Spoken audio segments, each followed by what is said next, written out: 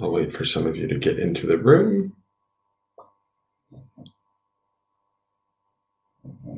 Oh, and I need to pull up.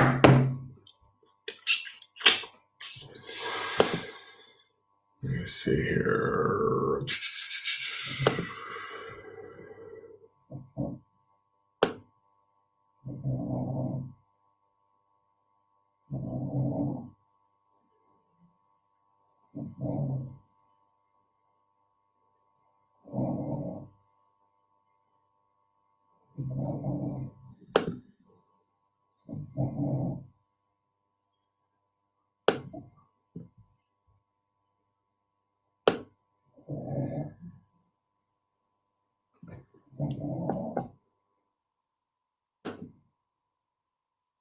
Hey, Michelle, how are you? Hey, Vicky, how are you?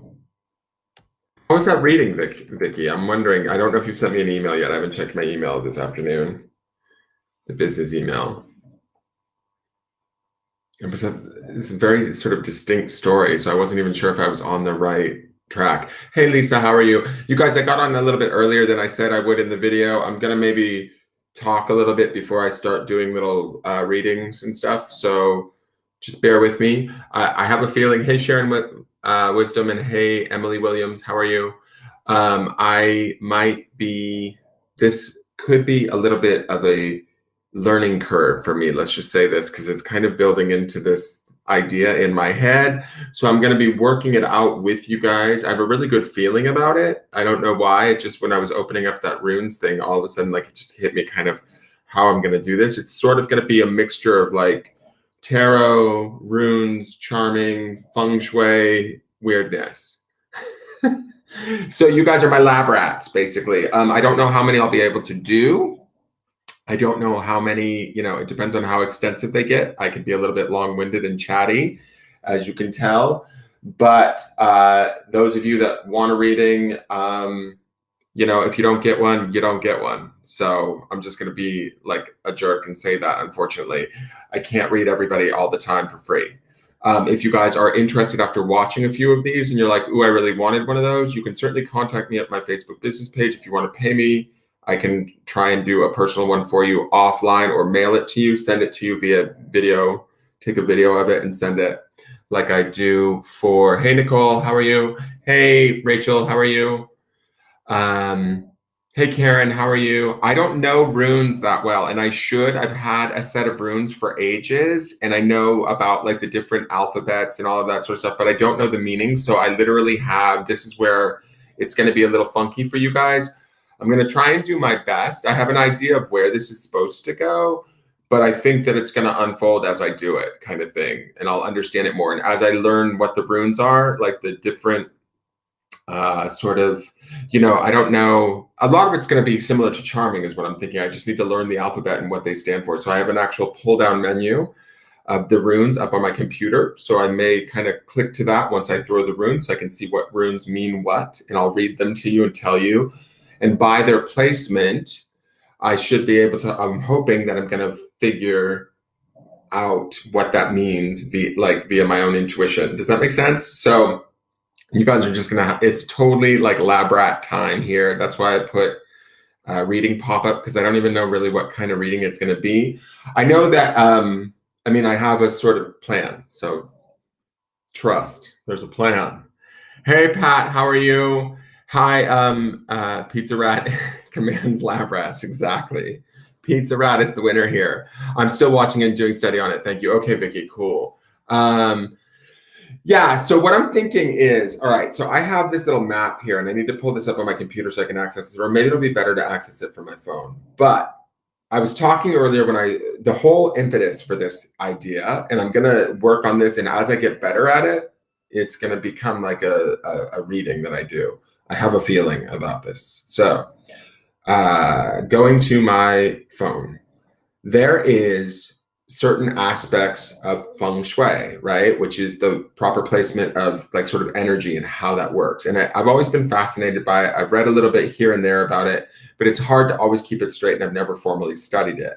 I know that I bought like a big selling point of my house was that it had a north-facing door. I wanted a north-facing door. It's very auspicious. So anyways, sorry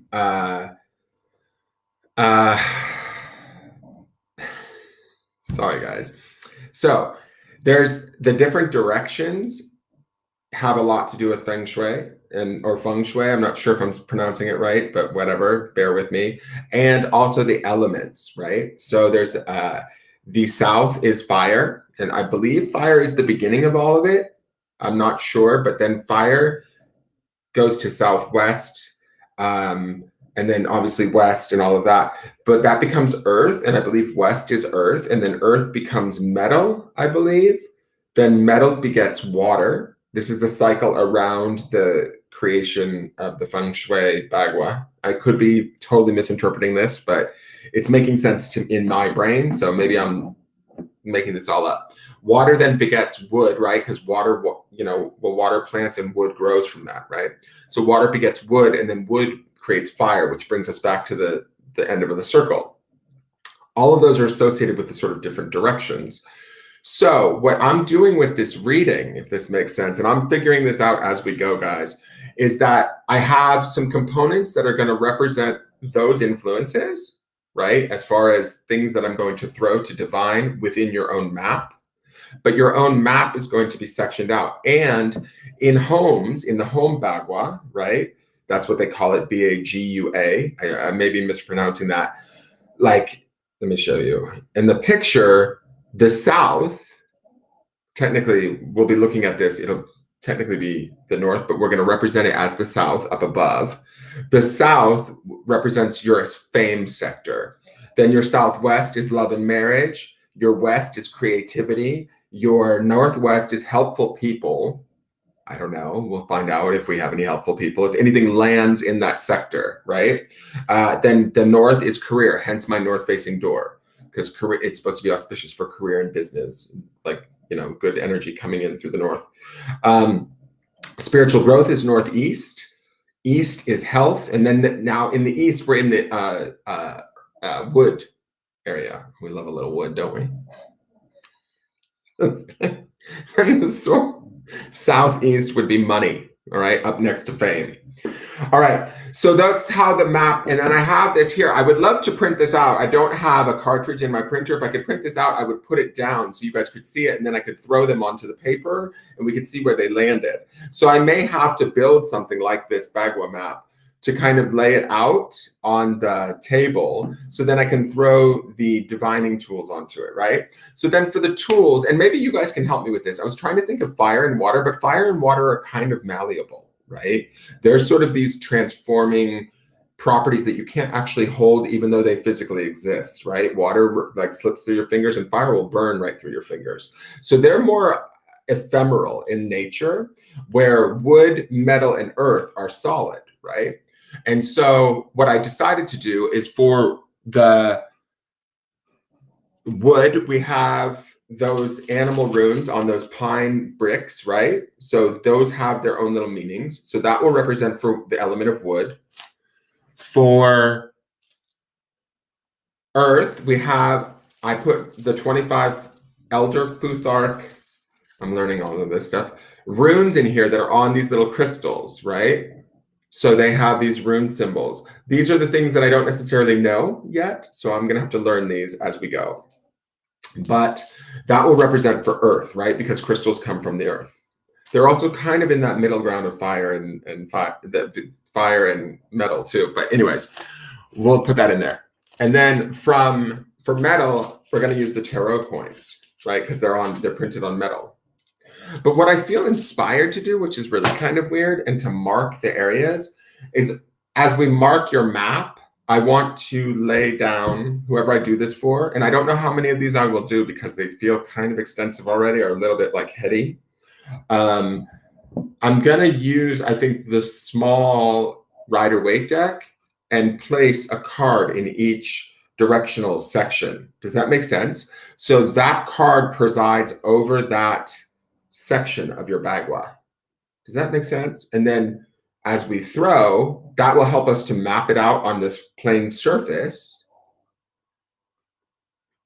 And we also kind of know it's almost like astrology in a weird way, because it's like sort of the ruling house, right? Or each section is the house, and then it's like, what sign is it in, or what tarot card, what is going on, what is overlapping that sector right now, what is the overpowering element, and then maybe what is coming in by what we're throwing. So like if we get like wood and wood, then that would be auspicious, unless let's say it's something negative. It could be an overblown negative experience in the wood department, and wood would be our money, I believe.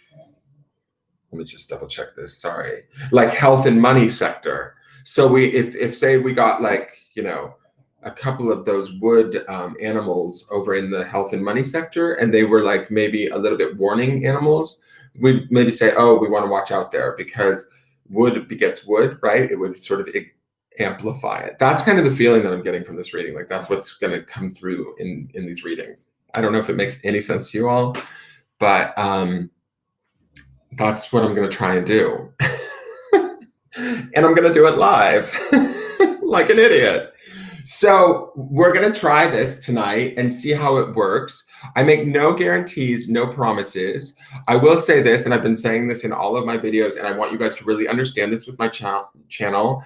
I'm here to support you guys and validate what you already know. That's my main purpose in life, is to kind of give you guys support, inspiration, and validation, right? But I don't necessarily want to make the decisions for you. So always, always, always, it's the more and more that I do this, the more important I realize that it is. That like there's readers that are like, here, let me make the answer. Let me find the answer for you, and blah, blah, blah. And I don't necessarily purport to have anybody's answers.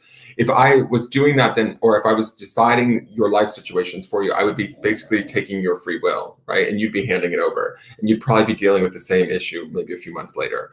So I want you to understand that I'm not here to make the decisions for you. Always use your own highest intelligence and intuition in doing so. Never take anything that I say over that of a professional in their field, i.e. a doctor, a lawyer, or a therapist, or your probation officer, because I know some of y'all is a bunch of sketchy bitches. So just kidding. I want you guys to know that, you know, first and foremost, think up here for yourself. I know that you all are much smarter than you let on, as they say. So we're going to wing this, see how it goes. If we have fun and I can do a few, I will. I have a feeling they're already going to be labor intensive. Plus, trying to learn the runic alphabet live is going to be a little bit interesting and hard for me. So I might tire out because I'm an old lady. Basically, that's why you all love me, is because I'm, you know, we all want to watch him make a fool of himself. But we'll see. All right. So we're going to sketchy bitches. Exactly. Hashtag sketchy bitches. I love a ratchet chick too. I love me a ratchet girl. I wish I could be ratchet. Like I would love to be ratchet, but I'm not allowed to. I can't be stealing. Like, no appropriation here. All right. So here to being sketchy. LOL. Exactly. No, I love it. That's a compliment for me. All right. So let's switch cameras. I'm going to just pick somebody. Where did you find it, Janet? 9 by 12 is good, but I almost even want it bigger. Like it would be cool that it was bigger, because if I sling things across, I want it to, but 9 by 12 is good, but I almost want to blow it up and then laminate it. What I'm trying to figure out too, this is, maybe you guys can help me with this. Andrew and I were talking about it. I'm trying to figure out where I would do fire and water, but fire and water are kind of ephemeral things. So I don't know if they necessarily are solid enough to be thrown. I was thinking I could take a spray bottle and spray it up in the air, and where the water droplets land the most in what sector is where most of your water energy is. And I like that, because I believe that spirit could maybe move the water, right? And then Andrew had the great idea. I was thinking of ashes, like burning ashes over it, which I'm not going to do tonight because it would get all over the desk. And going from one reading to the next, the ashes will rub into the desk and I won't know whose ashes were whose. But I was thinking where the ashes would fall on the Bagua map as you're saging it to open it up would tell you where most of your fire energy might be. But it doesn't really give you any indication of what that fire energy is about. It may say like you have a lot of fire energy in your career, which would say, oh, there's a lot of motion happening there, but I'm not sure or activity or dynamism, right? But I'm not really sure if that's specific enough. But fire and water are kind of malleable, so maybe they're not supposed to be specific in their information. Andrew had the great idea of burning incense during it and watching where the smoke travels from the incense, right? So as the smoke travels through the reading over the camera or through the map, is it traveling to a certain, is it blow? And that would be very manipulatable via spirit, I think, is to move the smoke. But then I'm moving around and talking, so I could be blowing it with my hot breath. So I don't know. But if you guys, I looked up like water, I looked up divination tools. I saw different types of runes on different stones, which were cool. But then it's like you've got a lot of rune alphabet being thrown, and that's too heavy runic. So I don't want to go too heavy. I think runes are good with the earth and that on the stones, right? So that represents earth perfectly. The animals are great with the wood on the wood to represent wood. And it brings animals in too, which I like that. And then I'm trying to figure out where I would get water and fire. I was also looking at my pendulums and thinking maybe I could pendulum this too, like really go all balls out to the wall and divine all sorts of crazy shit. Because the pendulum might tell me a little bit about, it might swing over a certain house and like do something weird. I don't know, but I'll explore all that later. We'll start with the basics or what I've got sort of pre-planned out. And we might have some new weird style of reading that I'm hopefully, I don't know, maybe somebody's doing this out there, but it just came to me as an idea. So I'm going to try it and see if it works. How about charming? We could charm with the map too. Like that's a possibility too, because it would put charms in certain areas that could tell us, indicate what's going on in those areas. Will you send me that link, Janet? And I'll look at it. I'll probably buy it and have it sent to me, depending on the price. Because I was going to print this off, but I don't have a cartridge in my printer right now. Or I need a black and cartridge that are like $50 or something. And I'm like, So there's that. And I also need to print out the Futhark map or the Futhark alphabet, just because it's only like a few four words that represent each letter in the alphabet. So once I kind of start to learn those words and study a little bit more, I'll start to figure out the true meanings of these things, and then I'll get better at this. All right.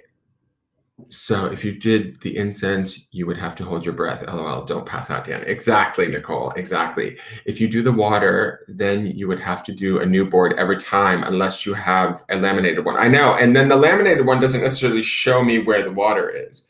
And then your tools that you're throwing onto the board get all wet. So I'm wondering if water and fire might need to be excluded because they're sort of ephemeral substances in a way. They're not fully solid, even though you can touch them, but they're, you can't grab them. So they're not like physical in that way. I don't know. So, and that means like 2 extra layers of the reading where you're like, shit, that's a lot. So then you get into, tea leaves and shit. All right, let's try this. I want this picture to stay up on my phone. It doesn't seem to want to for some reason. All right, so I'm just gonna pick somebody to do. Lisa, I've never read you, have I? Hey, Prachi Daswani over on YouTube. How are you, dear? Hey, Melinda Pantano. I would like to print one and then like blow it up, to like a big square, and then maybe laminate that. I may have to do that at like an Office Depot. Prachi, I'm not actually doing questions tonight. I'm doing something else. I'm working on something, a project tonight, dear. Okay, so Lisa, I'm gonna do you, I think, if you're okay with that.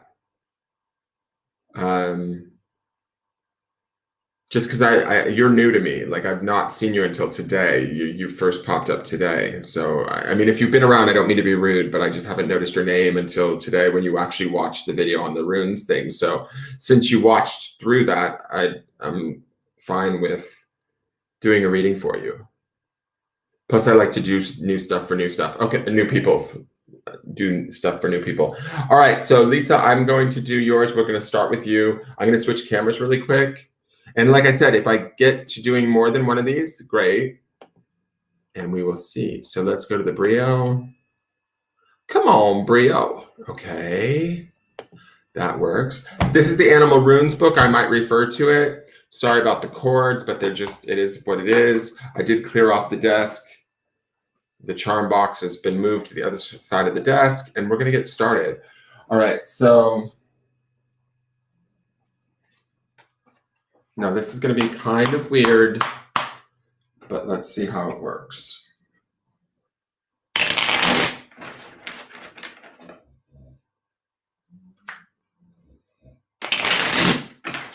So when you guys, just so you guys know too, like this is the style where I have a client that orders readings. She's here in the room actually, Vicky. She's the one who started me doing this. I didn't know I could even do this, to be honest, until I started doing readings for Vicky. She emails me and then I send them to her. We don't do them live over the phone. And so I usually videotape the readings, then upload them to YouTube and send her a link. So this is the style of how you would see one of those. If you ever wanted to order one, you could certainly do so. So you don't have to do the hour phone call with me if you don't want to. If you're, busy or more shy, or you want to keep the reading for posterity. So Lisa, let's see what's going on. I need a card for Lisa's South, representing her fame. South, representing her fame. The House of Fame for Lisa. Whoops, sorry. South and Fame.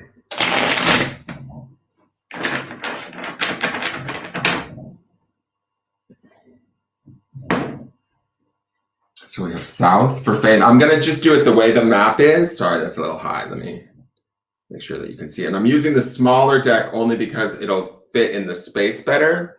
This will also help me to sort of figure out where I am when things land until I get like some form of a board. All right, so we're going to do Southwest for love and marriage.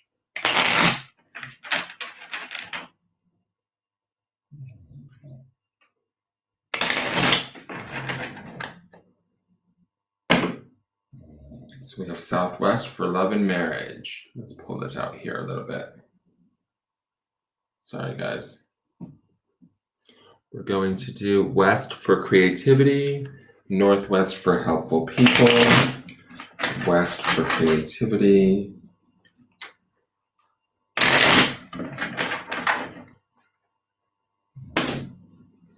West for creativity,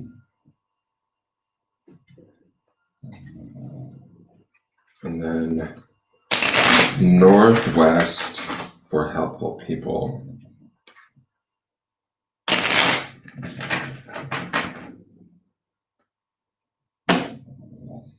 Northwest for helpful people. Then we have North for career. Don't go out on me, phone. Sorry. I'm trying to keep my screen up.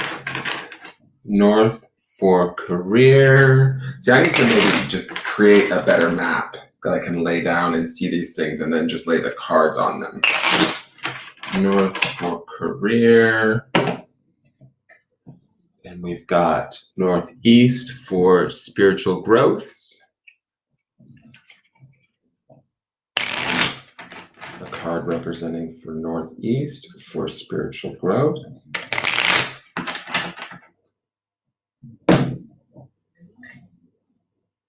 We've got health. Thank you, Janet. I just saw the link come in. East for health. A card for the East for health. These cards, these tarot cards will also kind of help me to see in the center. Whoops. As that one goes flying away. East for health.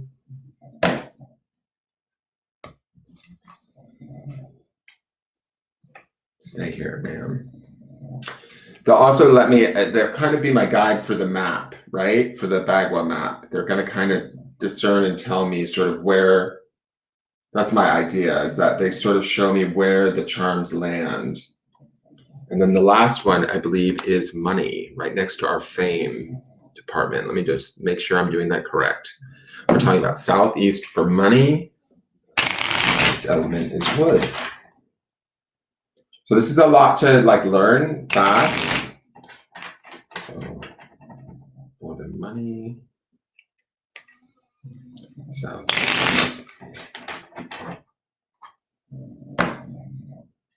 Okay.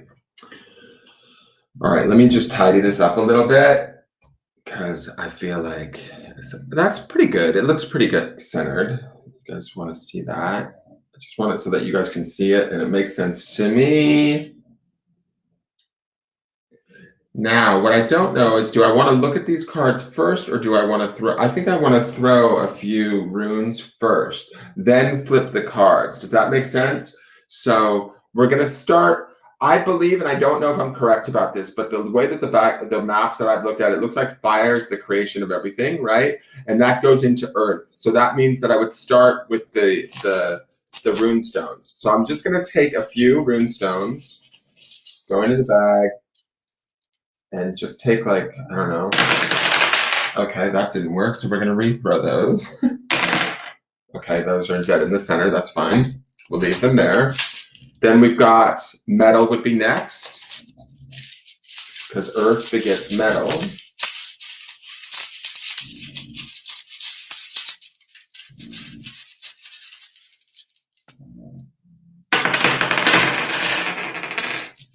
Okay, and I also have the chariot came out into my hand, so I'm gonna keep this on the side for a moment because I think that wants to be in the reading, but it just didn't quite make it, and I don't know why. It is the sign of Cancer, just so you know. And then the last one would be wood. Wood comes around here up into this sector here.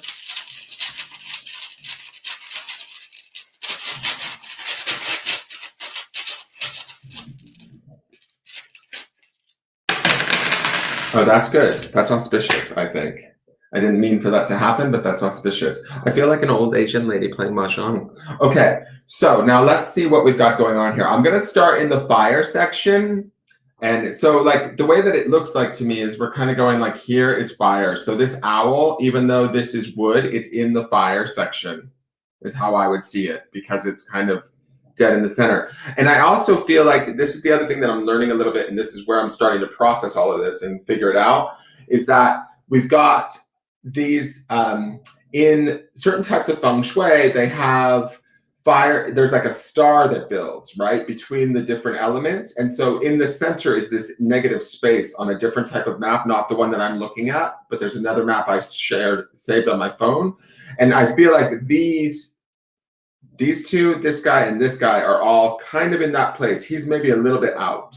So as I learn what this represents, and I'll intuitively start to figure this out, it's just like learning a card layout, but this is my first time doing this. I only thought about this when I unboxed these runes. I've had these runes on the shelf forever. In your fire sector, which would be your fame, and we have the Ace of Swords, banging. All right, so that's really good.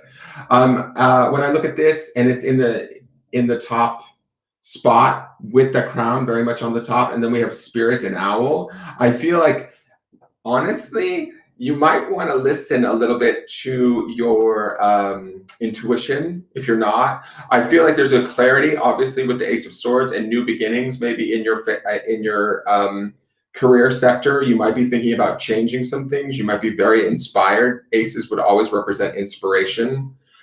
This owl is spirit. And to me, owl also represents knowledge. And when I think of owl, because it's a flying animal, right?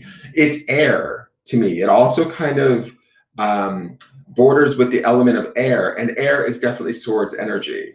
So to me, those two are also very much working together and in symbiosis, if that makes sense. To me, spirits, so there's an intelligence, there's an intelligence to owl, right? He represents knowledge, but there's also the aspect of the air, right, which is also sort of swords and knowledge, the intellect. So he's smart and intelligent, but his word on this rune is spirits. And so to me, that speaks to the idea of maybe working with a high intuition and a high intellect together. Your spirit guides, you might be a reader of some sort, or you might be considering doing some sort of like metaphysical other side kind of work. Maybe it's mediumship, maybe it's reading cards, I don't know, but this looks like it's auspicious and would work well for you. Also, I have to say this, we're not on this section of the map yet, but dragonfly is usually in other decks and stuff, is also very much a spiritual symbol. So I like that dragonfly and owl are right next to one another, even though this falls into this sector of the southeast, which would be money, okay? And this word for dragonfly is shine. We haven't seen this card yet, but we'll go this way around the map, if you don't mind. All right, so we're going into, let me look at my map.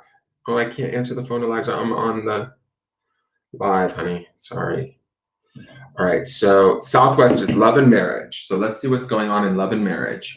So I'm going to instantly say you are love and married. I hope that's the case. If not, there's somebody coming for you. It is the Knight of Pentacles, is the tarot coin that's here, and it is upright.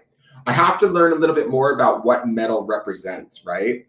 To me, metal would be probably, in my mind, it would be sturdy, strong, all of that. When we've got this grounding of the pentacles, pentacles would definitely be earth energy and tarot. This being in the southwest, west is earth energy. So this is kind of where fire transforms into earth, right? This is the place where these two kind of come together to create earth. Does that make sense?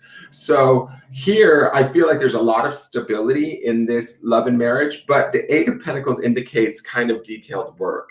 Maybe something that you have to work for. It's not maybe an easy relationship always. The Knight of Pentacles can be a slow-moving energy. So if you are single, maybe you're needing to look at some details, or you might have a partner that maybe doesn't necessarily meet you all the way, right? He's dedicated, I certainly would say that, but it feels like, or you could be very much the Knight of Pentacles too. Maybe you're stubborn, but you're dedicated, you're all in, right? You're truly dedicated and you're willing to do the work is kind of what I feel like this is saying to me. So I like that this is here. I like that it's the sort of in the south west, and it is indicative of getting into this earth energy down here. So in love and marriage, to me, it feels like there's a lot of ideally stability, but comes work. I want to look at this guy, and this is where we're going to sort of, so I'm going to flip this over, and this is, let me see, I got to look on my map now for the Futhark runes. Sorry, guys, as I learn this. Now I got to dig through these runes and figure out which one this is. This guy is, I think this is, oh, this is W, it looks like, because there's two that are kind of close, but one is not so great and one is really good, I feel like. And I think this is the really good one because it doesn't have the little tick on the top. So this is joy, pleasure, harmony, and kinship. Girl, I think you're blessed. I don't know. We haven't gotten to the rest of this, but I really think with this and this, you're doing really good. This is joy, harmony, and kinship. I'll take it. And this is in the love and relationship, but it's also kind of, I feel like, affecting this sector a little bit too. So we're going to see what this card is, and I got to look and see what this Bagua is. Oh my God.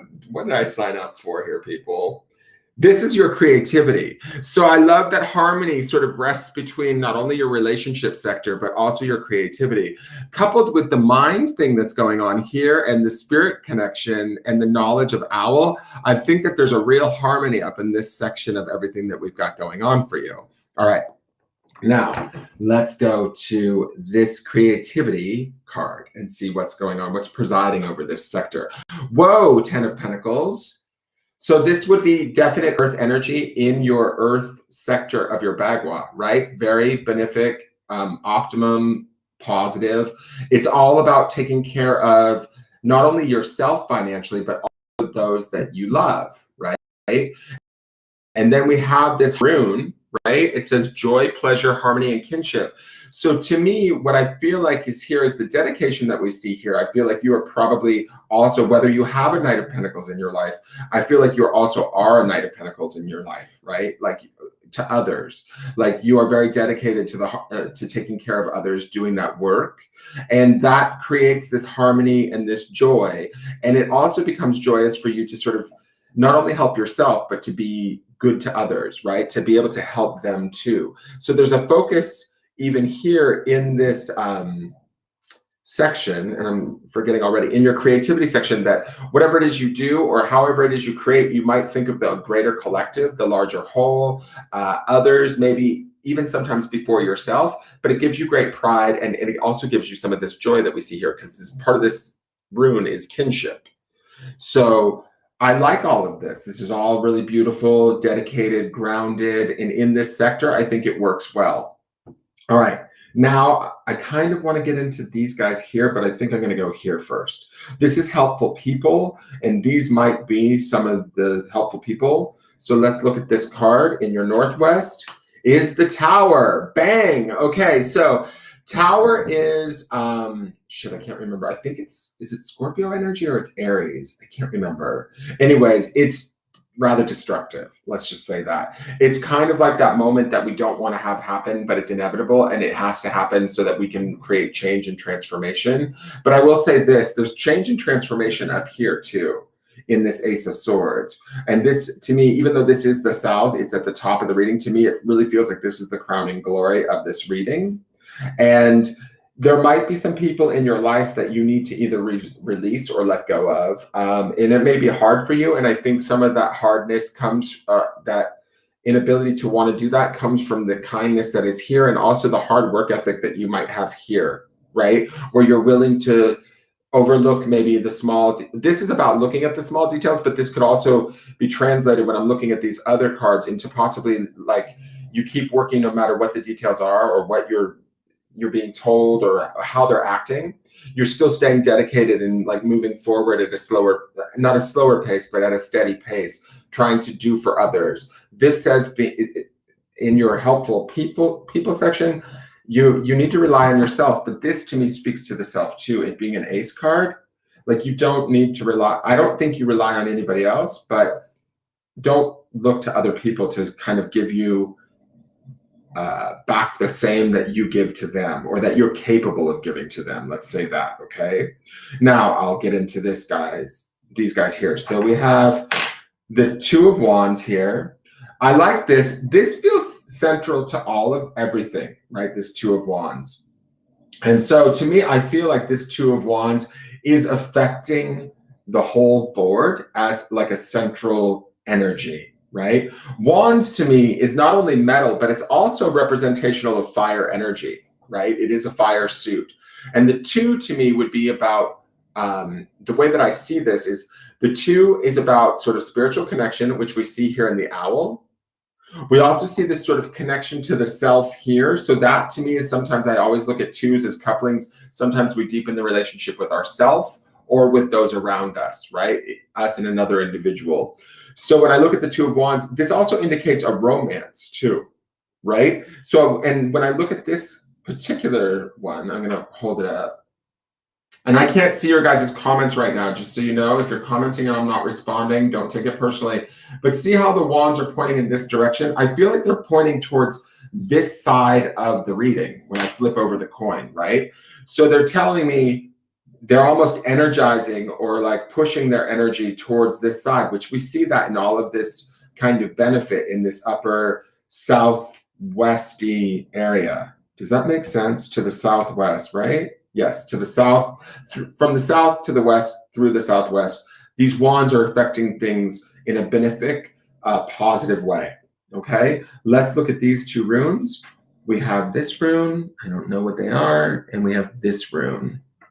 So we have the X and like what appears to be a V. Let me look at these really quick. And guys, if there's any rune readers that might tune into this, please do not shoot me for doing this. I do not disrespect the craft. I'm just learning it. So this to me looks like Uruz, and it would be the alphabet, the American alphabet or the English alphabet would be representational of you. But it's actually, when I flipped it over, it's in the position that it sits upside down like this, and it represents as water, rain, and oryx. I think oryx are like cattle. Let me just look up what is an oryx, because you got to remember this is ancient Viking realness, so they are giving you some like stuff. Or is oryx like I think it is. Oh, hold on, oryx. ORCH. Definition, Oryx definition, what is it? A large, wild Eurasian ox that was the ancestor of domestic cattle. It was probably exterminated in Britain in the Bronze Age, and the last one was killed in Poland in 1627. So we're talking water, rain, and oryx. Cattle, I know for them is actually a benefic thing, like it's a very good thing. So I'm not sure about the oryx part of it. The water and rain to me feels like emotions. It also feels like it wants to wash away whatever this tower moment is in the helpful people section. So if there's strife in some of your relationships right now, allow this to kind of cleanse whatever is going on here. If you're feeling lonely or not supported, I think that it's okay. And I think that this will help to maybe wash this away at some point, or you're going through the process of maybe healing those situations or feeling your way through them right now. Let me look at this guy again. This is the X one. So where is that X? This is the letter G this is Gar or Gifu. Generosity, gift, and spear. It's interesting this is sitting right underneath the two wands that look like two spears pointing to this direction. So when I see that, and it's also generosity, which I feel like is here in this 10 of Pentacles, generosity coming from you and your ability to build for others in this Bagua or in this sector of your life. Let me go back to my camera because I forgot what section that is, in your creativity section. So you also feel, it almost feels like to me as I look at this rune is like powering, this generosity is powering these wands, and they're beaming that over here for you to create this kinship and this prosperity. But there is some sort of relationship that you're struggling with or that is falling apart for you right now that you need to just let it wash away. And ultimately, I do believe that, like with the Auric thing, to me, it's like, I would say the definition of Auric in this case in point, and you don't necessarily need to use every definition, but I would say be strong like this animal. Allow sort of, we see the strength and the plottingness in up here in all of this Pentacles energy. If we brought some of this down into this situation, we would sort of be able to move through this a little bit more easily. The water and the rain, which is also very benefic and a blessing ultimately. When you think about the people of the time, when they were working with runes, rain brought crops, rain brought like water for them to drink. The rain was sort of probably life-saving to them, and the cattle or oryx, although they fed them. So this would be about nourishing oneself, maybe even during these times of torment, with quote unquote helpful people or the lack thereof. Okay. Also, I will say this: the tower in tarot is indicative of upheaval and shaky foundations, but it also brings about the opportunity and the peace of the star that follows after it. So if you are struggling in some of your personal relationships or interpersonal relationships with people and not getting what you need out of them, I think that as you work your way through this and stay strong, this will too transform in due time and due process. So just keep the faith there. And this is really probably the areas where you want to really be concentrating your energy, because this is where the positivity is at. Uh-oh, did I just lose you guys? No, I didn't. Did I? Okay, I hope I'm still live. Am I? I am, okay. The screen just went blank because I was on that Viking rune screen. All right, so now let's go to this is your water sector. This would be considered the north, and this card would represent your career. Two of Wands. Okay, so we have Two of Wands is sort of this generator that I feel like is generating a lot of power here. And so the Two of Wands to me is about, if you look at this gentleman, he is standing out there looking out to the horizon, trying to decide what it is he wants and how he wants it. And I think that with this Ace of Swords up top, girl, if you don't know you're blessed, you need to figure that shit out. Because I kind of want this reading for myself. I like that he's sort of staked in the two to me feels balanced. It feels dynamic, but this being down in the career, I kind of feel like we're looking at our options. We're not really sure how we want to go there, what we want to get, how we want to get there, that sort of a thing. I do think that this generosity and even this water energy of this sort of helps too. It is benefic, and all of these kind of fall into this sector a little bit also. They fall both here and here. And so does this Two of Wands here. To me, there's another reader that I love, and she always uses this analogy of the Two of Wands is like placing the order on Amazon, and the Three of Wands is waiting for it to come in. So when I look at this Two of Wands, it's sort of like, okay, what do we want to do, and how do we need to get there? And start doing the work. It looks like we've done the work in maybe the love department, and creatively we are trying to work on something where we can supply or give to others, right? In that way, in a very big, grand way. But I feel like we haven't committed yet. And I think that some of that has to do with, I don't know if it's like acceptance of what's going on up here. And I also will say this too. I like that we have wands down here and we have fire, air up here. These two are complementary to one another. So career and fame have some sort of symbiosis going on. You have a little bit more, like I feel like your guides are working on in your fame sector, and you haven't committed to the career sector just yet, or not that you haven't committed, but like you've got the idea, you're sort of waiting for the right steps to take or the right information. I don't know if that makes sense. So let's go to the next sector. This is spiritual growth. Somebody just sent me a, wait, what? What's going on here? Hold on.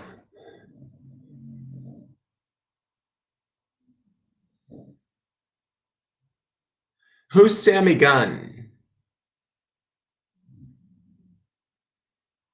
Sammy Gunn, what are you doing? I got to stop this for a minute because somebody's being sort of weird right now with one of my very regular viewers that I don't appreciate. Because Nate is not a man. Nate is a woman, Sammy Gunn. And I don't know who the hell you are or where you came in off of this, but I don't like the fact that you're saying weird shit right now about Nate as a bad ox and stuff like that. And Margaret McPoyle, who are you? Is Lisa special like an autistic special?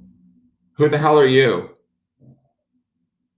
To not only make fun of Lisa, but to make fun of autistic children? Are you for real? I have a disabled brother.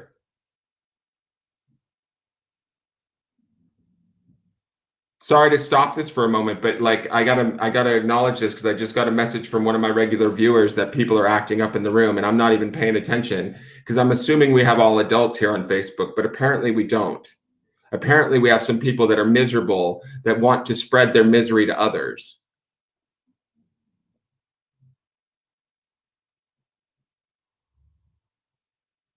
What I'm trying to figure out is, are these people connected to Lisa? Because they seem to be talking a lot.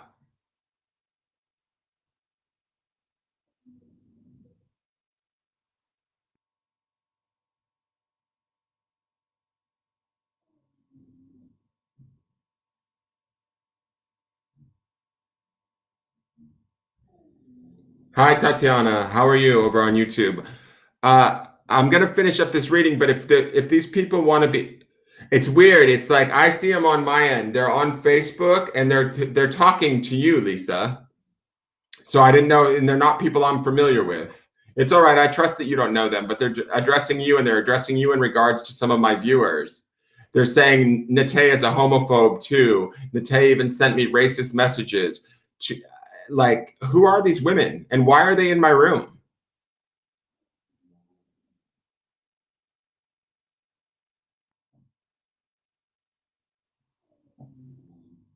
Nate has autism. Like, what are these comments?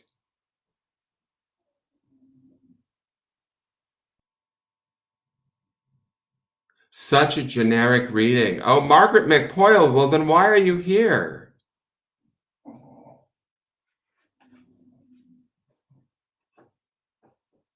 You could have left a long time ago, dear. If you don't like it, just get out.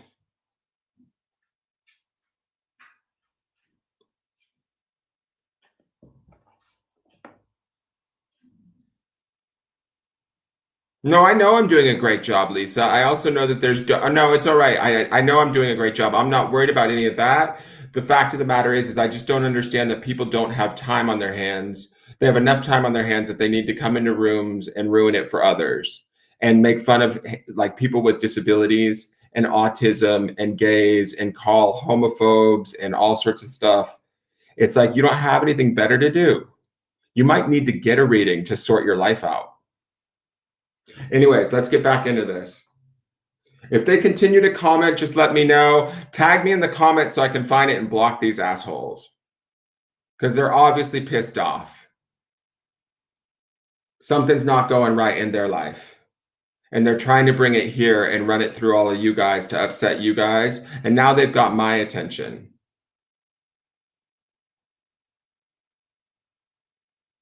Because, you know, karma goes around. And so if you guys do this on the internet, it's going to come around to you in your life. You're focusing solely on the negative. You're making more negative energy. You're creating more negativity in your life. And you know what? Shit still falls apart for you and you're still not happy and you continue to do this and you troll people. And if that's where you get your pleasure, then you know what? I feel really bad for you. But if you don't know the people, you don't know me. And if you don't like my readings, stay off the page. It's that simple. All right, so now let's get into this. So let me see the Bagua. All right, so down here is spiritual growth.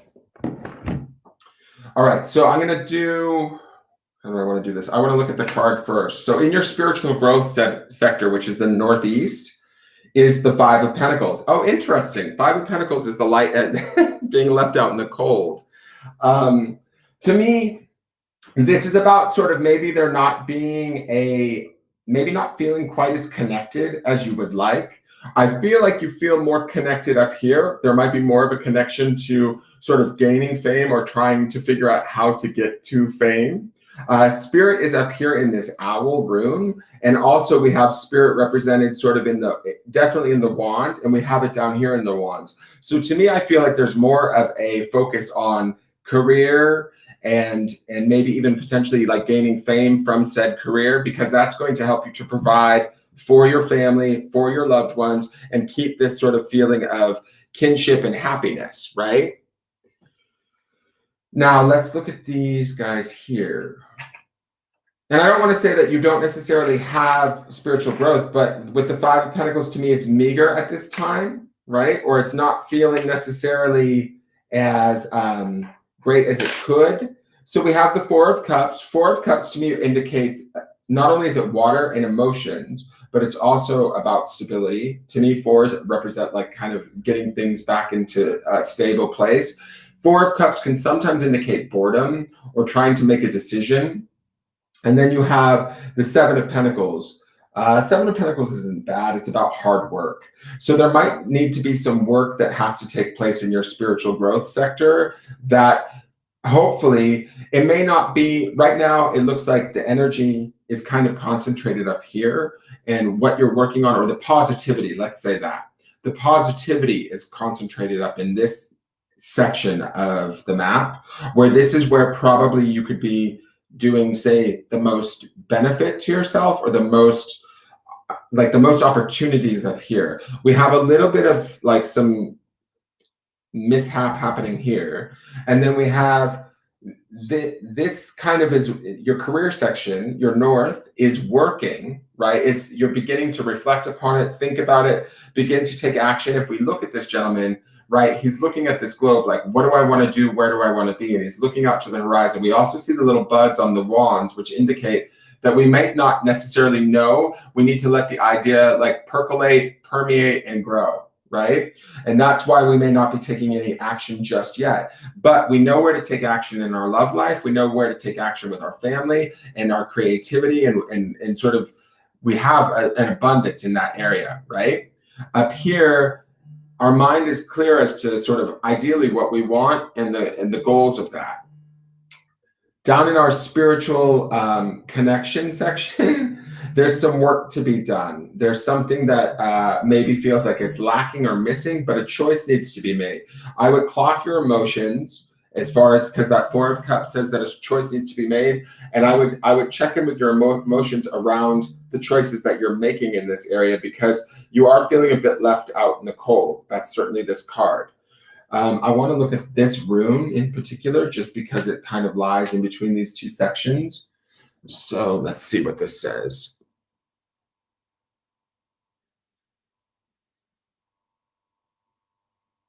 Let me see. I'm sorry, I had the screen turned off so I didn't see them, or else I would have caught them way earlier, guys, because if Nate hadn't answered me, I wouldn't have known that that was going on. So I'm sorry that that happened. I just don't understand why people need to ruin it for everybody. Doesn't make sense to me. Okay, so this is, I think this is Ingwas, right? Which this is the god Ingwas, which is Fry, which is masculine energy. I think that this is like a very positive, I have to look this up. I'm sorry, guys. I probably shouldn't have tried to do this tonight. And of course, you try something new and assholes have to show up and shit all over you. All right, so, or your friends. Let me see. I think this is Ingwas. And to me, you know what I want to say? Because this is Ingwas and the god Fry, I feel like he's overseeing you. And it's funny because when I look at how this is laid out, I feel like you've got your back turned to him. Do you see this? Like, I feel like this might be you, Lisa. And it's like you might feel like you're out in the cold for some reason, but I feel like he's here overseeing you or looking over you. He hasn't left you yet. I also feel like there's a connection between this rune and these right here. There feels like there's a line of energy that goes right to these that kind of generates all of this positivity up here. Not to say that it's not coming from you, but he's here kind of trying to show you. And I think that there must be something almost like the feeling that I'm getting when I'm looking at this is it might feel like maybe it's some of these, this situation over here where we might get caught in the discord of our lives at times, and it becomes very dramatic. And then we feel like we're out in the cold spiritually. We don't feel connected in spiritually, but we really actually are. And if we focused, or if we saw more of what was really working and we understood that that was all connected to us, we really could kind of do the work to connect to that. And I think that explodes all of this too into even more beneficial stuff, if that makes sense. Now, the next card, I'm trying to move through this very quickly. Sorry, guys. I may do one more just to practice this, as long as everybody behaves themselves in the chat. The next card is the East, which would be your health. And we have the King of Cups. To me, this is wood. So wood being with water is not necessarily a bad thing. I feel like water feeds wood. King of Cups is all about emotions, love, the energy of Pisces, Scorpio, and Cancer. And remember, we had this Chariot coin that fell out in my hand. And to me, that's, I think this is sort of indicative of everything that's going on here. Like there's movement towards celebration and success, as long as you can kind of step away from the negativity or the things that aren't working in your life, and understand that you're, just because things aren't working, that doesn't necessarily mean that you've been how do I want to say this? Like, I almost feel like this section here makes me feel like, oh, because this area is not working, right? Or because I can't please everyone all the time, it must be me, I'm doing something wrong. And when we say this is sort of like the spiritual sector, right? If we might be taking it out on ourselves as if we, like, as if you're a failure or something because you can't get this area to play out correctly. When this God rune is telling me, no, he loves you very dearly, or your God, whatever that might be for you. I don't want to indicate that you have any type of certain God, but to me, I feel like he's overseeing you or looking over you and loving you, even though you might not be able to sort of be as kind to yourself right now as he would like. Does that make sense? So in your health department, though, with the King of Cups there, I feel like this is a good card to have here, only because water would feed wood. Um, I would say and also he's very loving, right? So to me, that seems like a very much a positive. He's in control. He's in power. He feels empowered. So I would hope that you would feel healthy and happy right now. I want to look at this guy right here. This is promise, which is turtle. Turtle is about, to me, I like the word promise in your health sector. I also like that a turtle would be about, he's both sort of land and water, right? So we like that. Also with the King of Cups there, they feel symbiotic. The idea of promise to me feels good and promising, but also turtle means slow down is the sort of the feeling that I'm getting. So anything where you want, and that king is seated in that chair. Oh, sorry, it's out of focus. Did that go back into focus? Come on.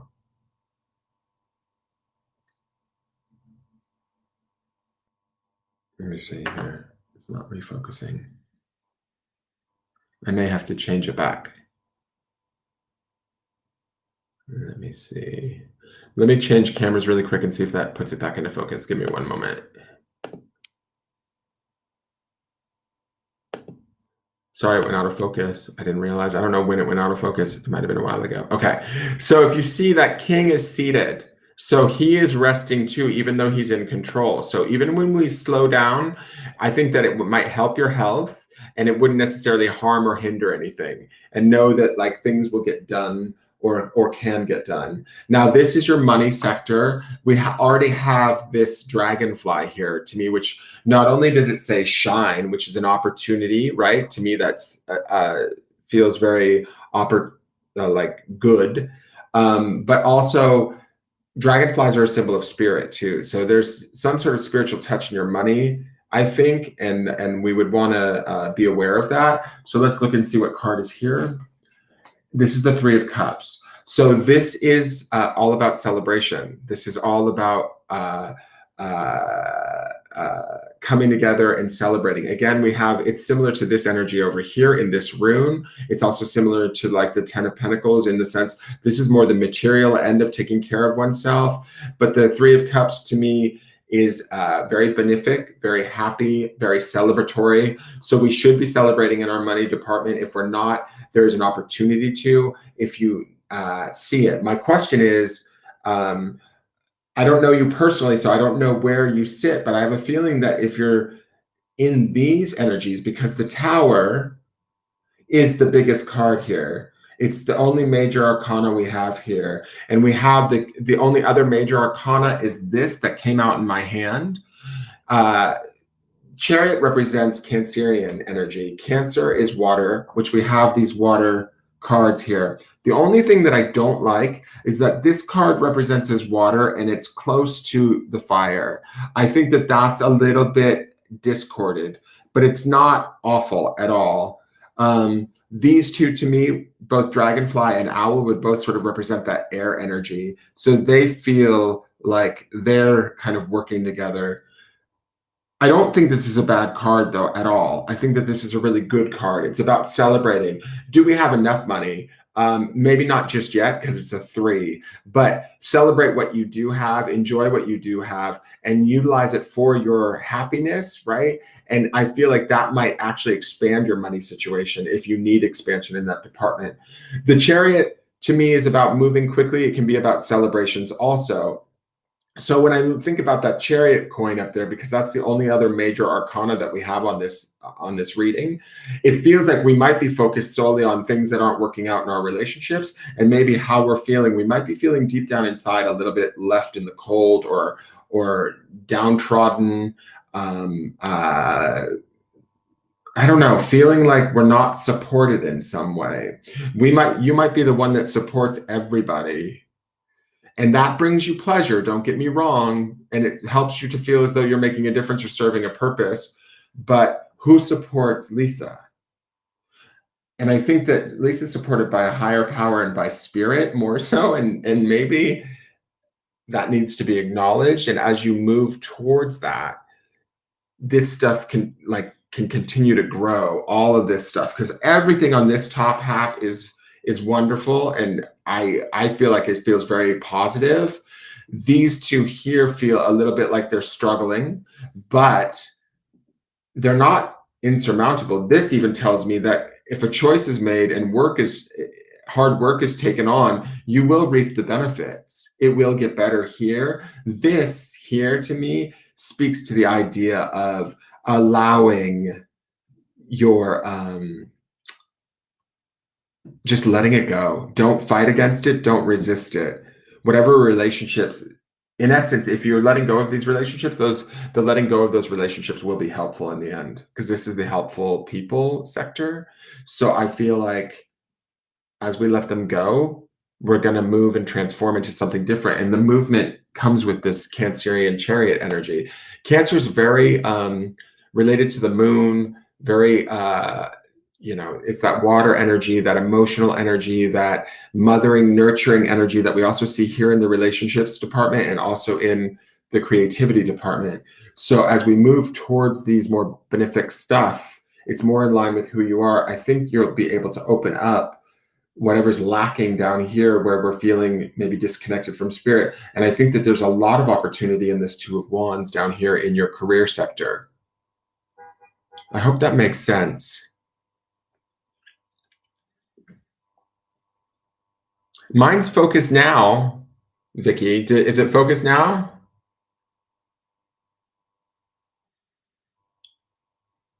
You have a pet tortoise? I have pet tortoises too, Lisa. I just got them like a few weeks ago. I have 2 sulcatas that I'm rearing right now. They're little babies.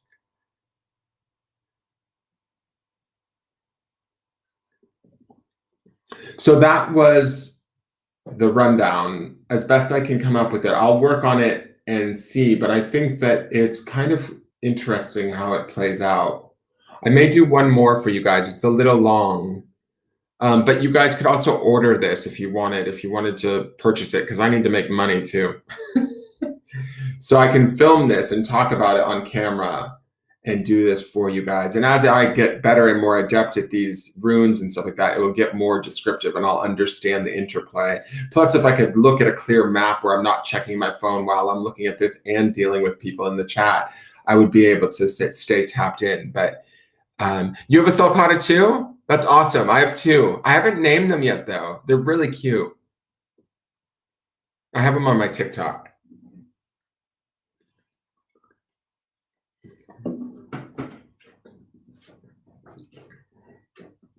It's funny, when I got the sulcatas, I brought them into the home because I wanted them to teach me how to slow down.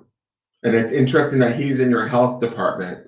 So I would say that there's probably something very healing about this sulcata for you too, that connects you. Like when I feed them, I love to feed them and I love to watch them eat and do their thing, or I give them a bath and I talk to them while they're in the bath and they raise their little heads out and it looks like they're listening to me. They're so tiny and they look like they're looking at me as I move around the kitchen while they sit in this plastic dish. But I love them because they teach me to slow down and to not rush and to enjoy what I'm doing. And I feel like there's some of that here too in this Two of Wands energy. Like there's no rush. The beauty of this too is this Ace of Swords and this owl spirits thing says that it's kind of all going to work out in time.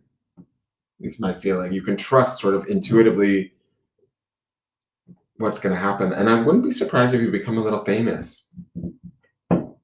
That's my feeling. Famous maybe for your intelligence, what you know.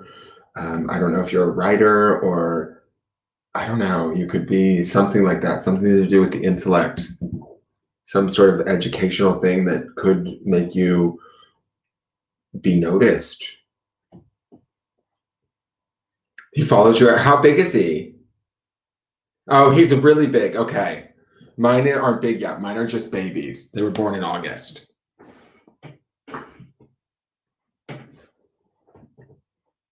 Oh, you're welcome, Lisa. Thanks for coming back tonight.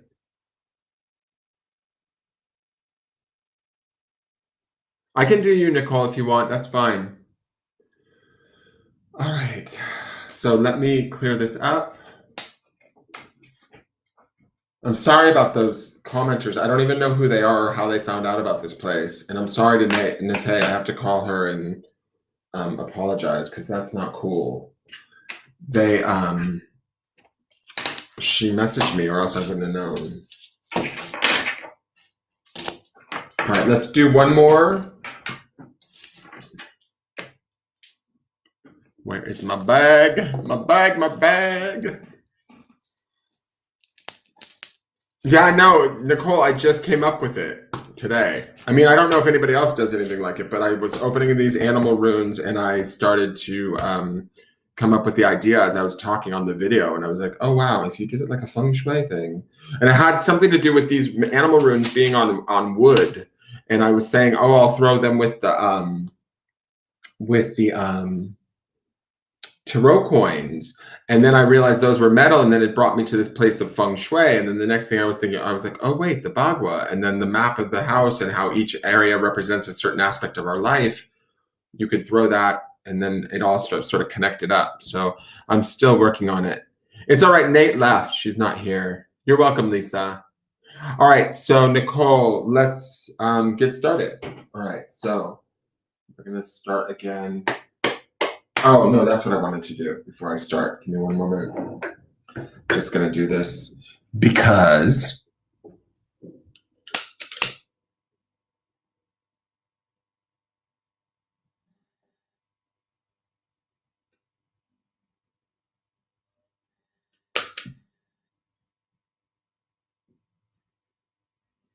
clear off the board, clear off the cards.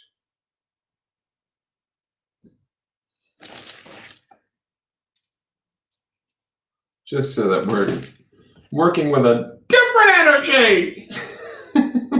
And clear off the chat. And clear off the psychic a little bit. Okay. All right. Let's get into this and see where this goes.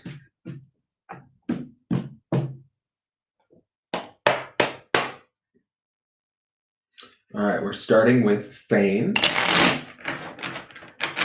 For Nicole. Fane in the south for Nicole.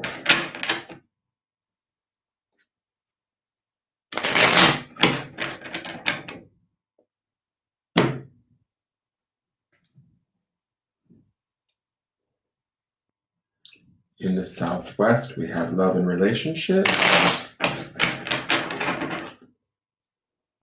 Come on, Southwest, give us some love and relationships.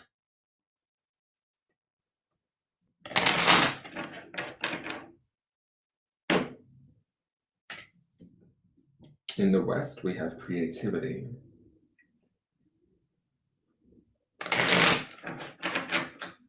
This is weird. I've kind of got the spaces memorized at this point. I also need to figure out, I need to study up on what metal means in feng shui too, because that I'm not super familiar with. So that's another aspect to all of this that I need to fully understand. All right, creativity in the West, please. Helpful people in the Northwest. Helpful people in the Northwest.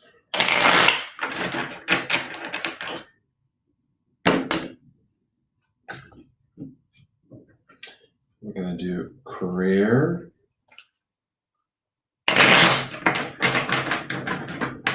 In the North. Career in the North.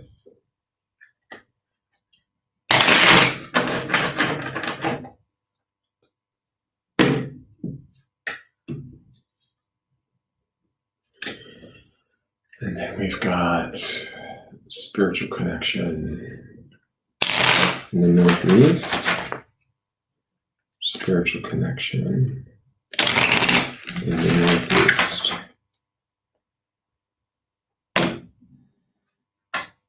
I actually think that now that I'm thinking about this as I'm doing this for Nicole, hold on one second. Health. Nicole's health in the East.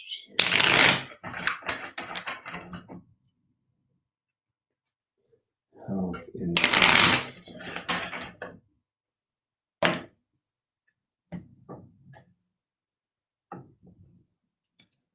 And then money.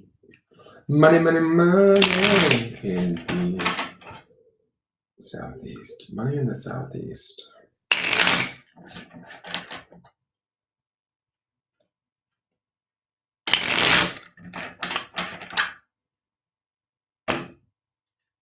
Okay. What I was going to say is I actually think that rune that was right here in the spiritual connection was actually really a powerful thing for Lisa. I don't know if Lisa's still in the room, but and this thing here too, this tower in the helpful people, I now that I'm thinking about it, that might have been indicative of too, you're not going to get any help in whatever it is that you were creating up in here. Anyways, that's for Lisa, but all right, let's get into this. Let's do, I'm going to do the runes first. I want to do my earth first. Element of earth for Nicole. What she needs to know. Whoa, okay. I'll take this one and this one, and I'm going to redo them. All right, we'll put them there. Oh, he's back again. Wow, in the same place almost. That's wild. Okay. All right, and then metal comes next after earth.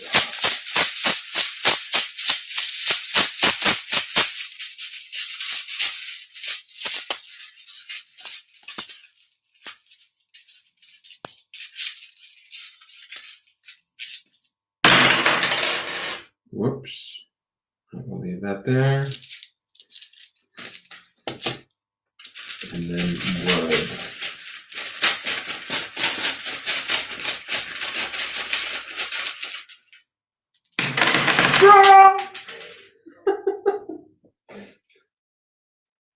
All right, that doesn't count. And I'm not going to take that one. I'm going to just go for a few more.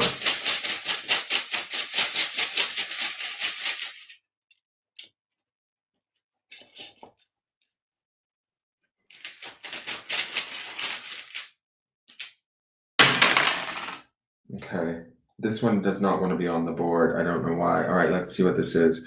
So this is rat, industrious. All right, I'm going to leave him out and see what happens here. All right, where am I inspired to go? I'm just going to start with the south, Nicole, and see what's happening here. So I'm going to check this rune really quick just because it's face up. Oh, sorry, that's kind of high. You guys can't see the full card. This rune is actually face up, so I'm going to just look at it. This is the symbol, and I'm going to look it up really quick. Give me one moment, because it's like looking right at me. It feels like it's totally given me, it's trying to get my attention. This is Ansu's, or the Old Norse name is Os. This is Odin, inspiration and wisdom. Okay, I believe that's what that, yes. So this is, it's upside down though. I don't know if that matters. Let's see what the card is, because that could mean that there's some sort of, so this is the moon. So, all right, this makes sense to me right out of the gate. The moon is about the subconscious, and the moon is not necessarily going to give us our information very easily. This is in the fame department, right? So when I'm looking at this is also in the fire department. The moon would be that Cancerian energy also that we talked about in the chariot earlier. It would be definitely a water or subconscious energy. Fire would be more dynamic and conscious to me. When I look at this kind of to me feels a little bit like it's in conflict, that there might not be a lot of clarity as to what you want to do or what you want to be known for. Right? Odin here is a blessing. I feel like this is a really good rune, but it being upside down and pointing downward feels like you maybe don't necessarily know where it's not that you don't have wisdom, it's like you're not sure where to apply your wisdom because the missed signals of the moon, right? The moon can be a very sort of like dream state, or like we get our information from the moon via our dreams. So it's a little bit less obvious. It's a little bit less clear. It's not any less valuable though, right? So there is this sort of intuitive aspect to this, but is this indicative of like major fame? I feel like you would have to like work towards it, find it deep within you. The moon is a very powerful card, and she's very like nurturing, mothering, all of that sort of stuff. But there can be a little bit of like craziness, a little bit of emotionality. You might even be known, like, because we're looking at fame in the sense of like fame, like magazine covers, but this could be how others see you too, as now I'm just realizing that. So at times, maybe you're misperceived because of your emotions. And so this might be a source where it confuses you. That's this rune here, right? I feel like this rune is telling me that even though it represents for inspiration, wisdom, and Odin, it's sort of like, it almost feels like you're getting your wires crossed. That would also be moon energy, right? Where you might be being misinterpreted or seen in an ill light because you're emotional or because you can't make it necessarily a clear decision around something, that you might suffer from like negative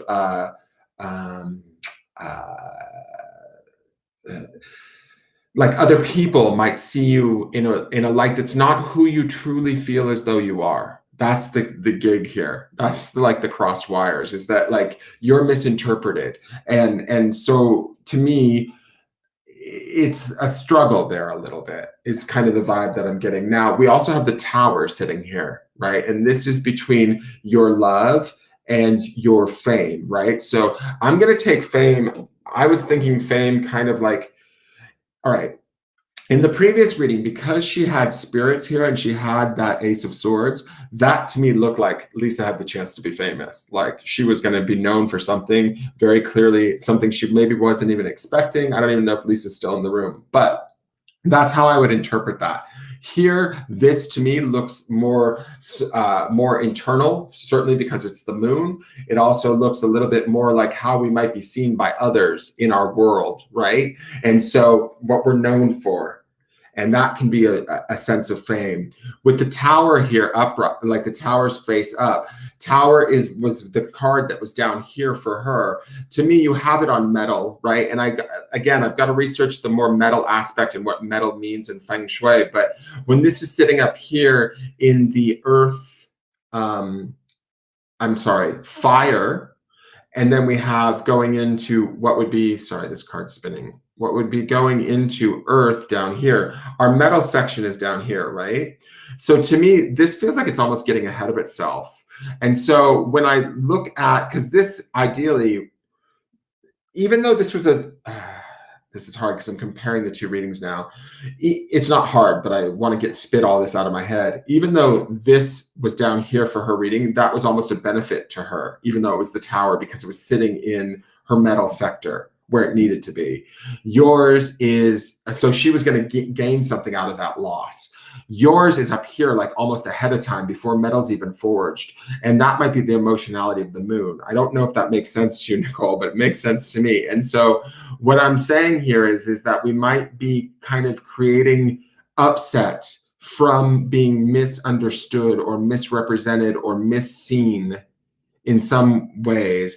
Now and it creates kind of faulty foundations because we're not being seen correctly, right? And that's the Tower. So situations for you might fall apart here and there, even in love and relationships, because we're moving from this fame or how we're perceived into the love and relationships department.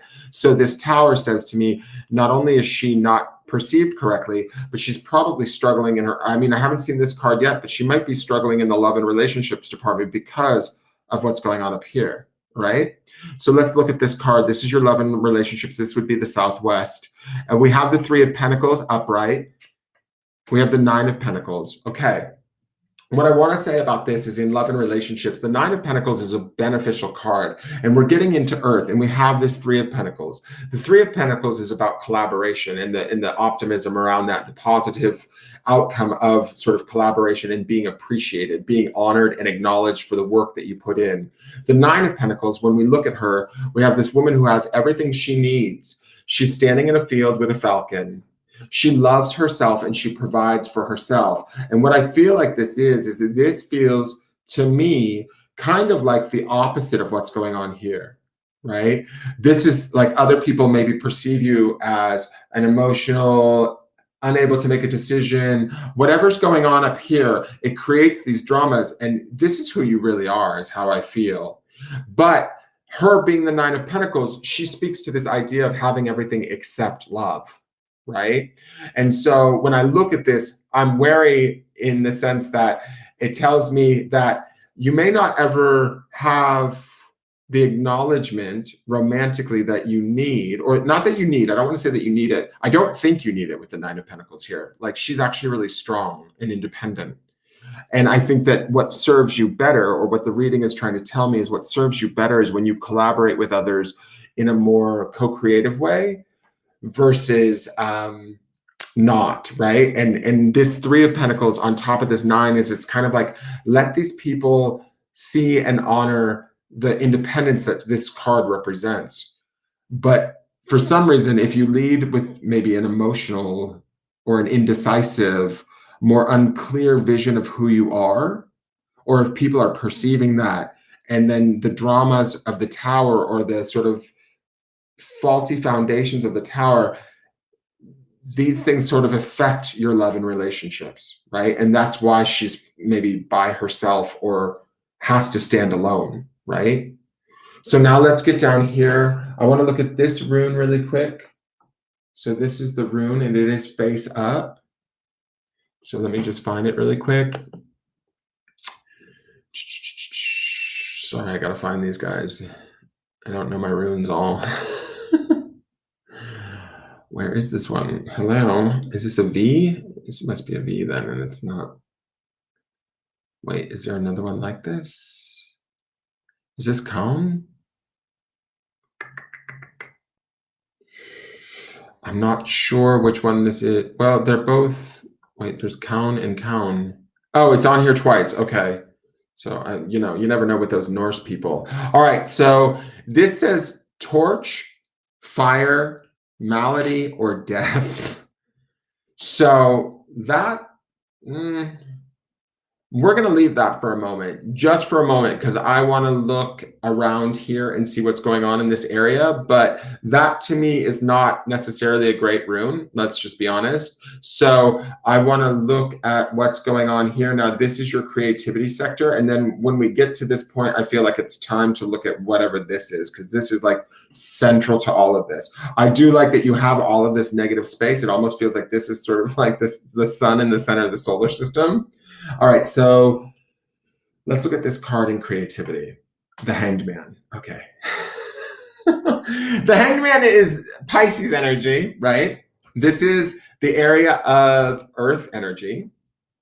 Again, we would have, this would be water, if anything, this tarot card.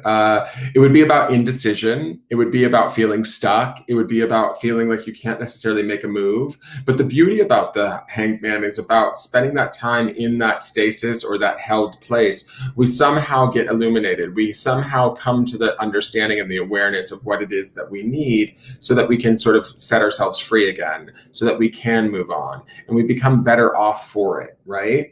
Now I want to look at these, let's look at this rune. Now this looks like, is this the same friggin' rune? Or is this slightly different?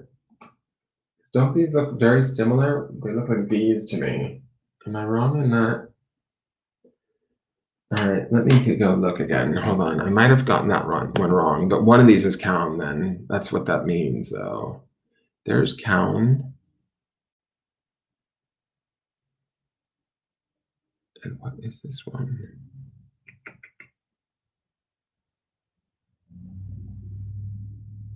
Is this double Kaun?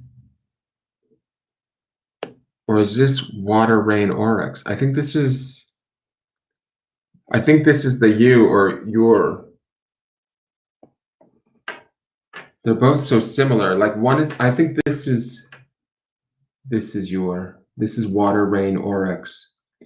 All right, so, but this was also face down. Not that that totally matters, but I feel like with this Hanged Man energy, there is some benefit to the creative department, right? We were talking about this in the previous reading. Water, rain, and oryx would be like food and water, food, nourishment for us, right? Back in Old Norse times. So this would be a benefic sort of rune, but it being face down, it feels like we can't let this benefit in yet until we sort of make this decision, or until we sort of unfree ourselves or allow ourselves to have whatever it is that we need in our creative department, right? Or our creative space. If we're feeling like we're not creating or that we're stuck, this is what's holding up the sort of the benefit of this room. Does that make sense?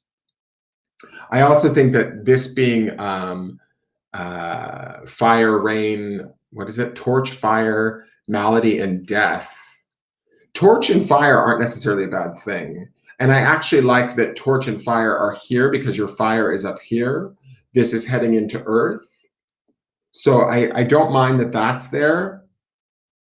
But malady, death kind of is not the best. So let's look at this really quick and see what this is. This is bear an inner voice, and it's face down. And I feel like face down doesn't necessarily matter, but to me, even the position when I flip him right over, it feels a little bit, it has to do with this hanged man. Like we can't listen to ourselves. It also stems back, I feel like, to this moon, right? Again, the moon doesn't throw off the strongest of signals when it comes to being able to understand oneself. It's that more deeper, subconscious imagery. It could be through our dreams. So it can be a little bit confusing. And so we might be struggling to hear our inner voice. That could be the thing that is holding us back from being able to make this decision and from reaping the benefit of this in our creative space. It feels like a struggle here. Let's just say that, okay? So I'm gonna look at this. This is the Queen of Swords. She would technically be, if I flipped her this way, she would be that way if I flipped her. Right? That's how she, oh, whatever, it doesn't matter. So we have the Queen of Swords. So we have very mental energy. We have air energy in the center of all of this. I think that what this is trying to tell me right out of the gate is you might think too much about everything. Even though we're not able to make a decision or we're not hearing everything, we also have all of this emotion up here. It may conflict with this Queen of Swords or the intellect or what we know to be true. We might confuse even ourselves. But the beauty thing here is I feel like she's a very strong presence, and the Queen of Swords is also a very strong presence. So why we don't clearly make the decisions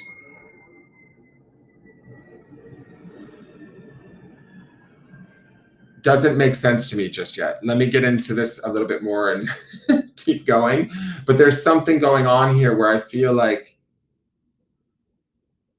either you're not trusting yourself or you're taking what others say about you over your own information about yourself. And I'll also say this too. I feel like you might be allowing these. It's interesting that this fell here and this fell here in between these sets of cards, right?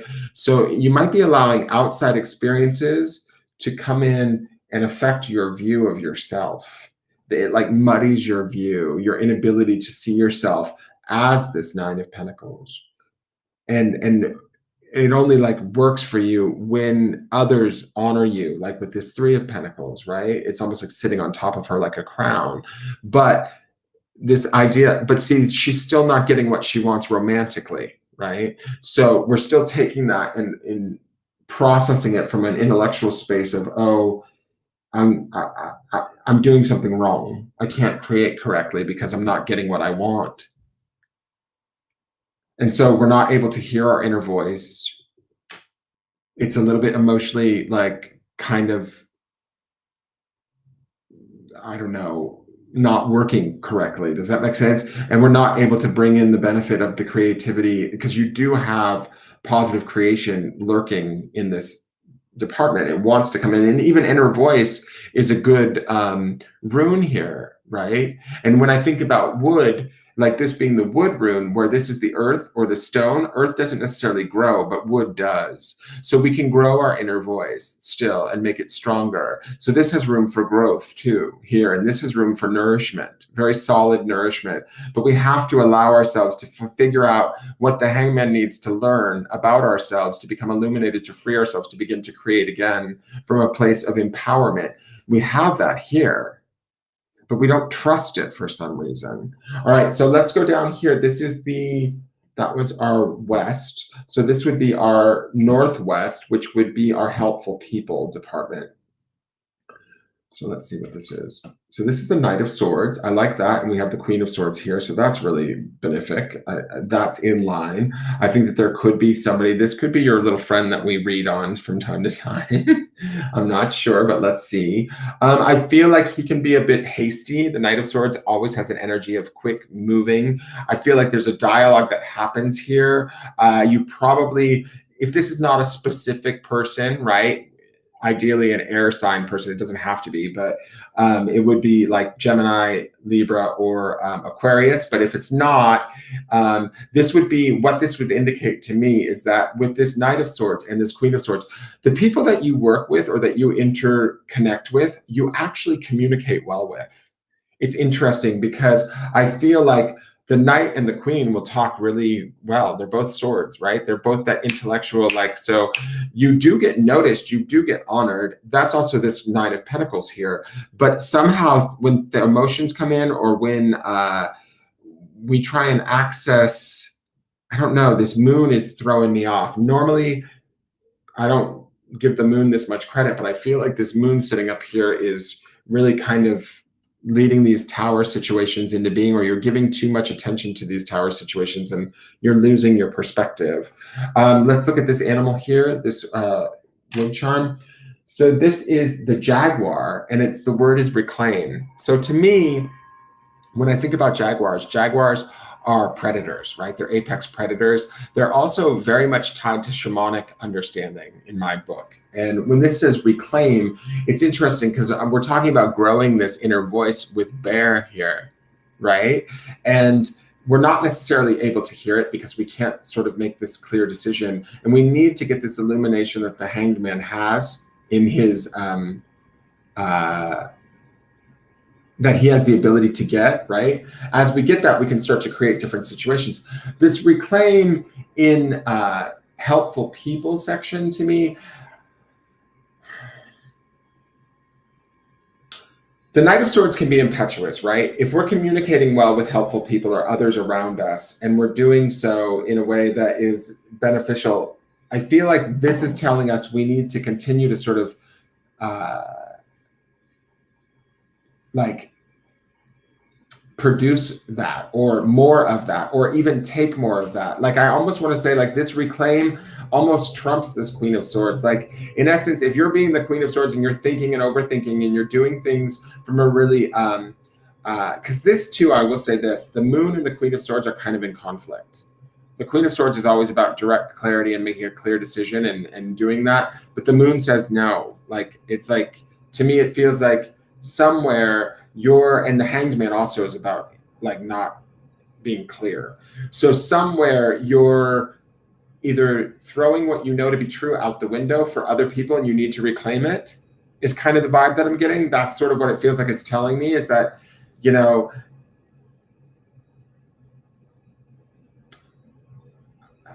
I want to say, like, don't dumb yourself down in a way to be able to communicate with these helpful people if you're losing what you know to be true. Does that make sense? I hope that makes sense, but that's kind of the vibe that I'm getting. So we're going to go down to, this is the element of the north, which would be water, which would also be your career. Yes. So let's look at this. This is the King of Pentacles. This couldn't be better, I think, for this area, unless this was like, say, well, no, because see, you could put the King of Cups down here and it'd be water, and that would be beneficial, but that wouldn't be as beneficial as the King of Pentacles sitting in your water, because water and Cups and Pentacles are very complementary, water and earth, in astrology. And when I see the King of Pentacles, he is like the divine provider, right? He's the one that can go out and make it happen. What's interesting to me is, so like in career, I think you've always maybe been okay and been able to take care of stuff. And that also helps with this communication that I see here with helpful people. Like, this guy's racing in to serve the Queen of Swords, right? He'll sometimes race in and try and help her. But I also feel like, or not that she doesn't need help, but it's like she knows how to work it to get it. It's kind of the feeling that I get. You know how to communicate to get what you need from helpful people to help you to provide or to make that sort of career choice.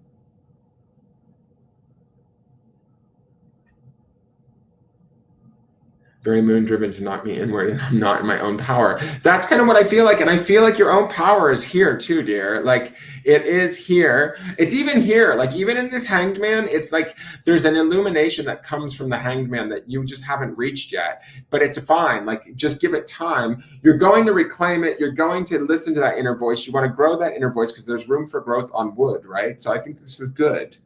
Right. And so, and also wood comes from the earth. So this being in the earth department is not like so wholly, they're in symbiosis too. So I feel like this all can work together, right? We also have water of Hanged Man, and this is like water, rain, blah, blah, blah. So this is all kind of like we need to like water the soil and let things grow so that we can create something different.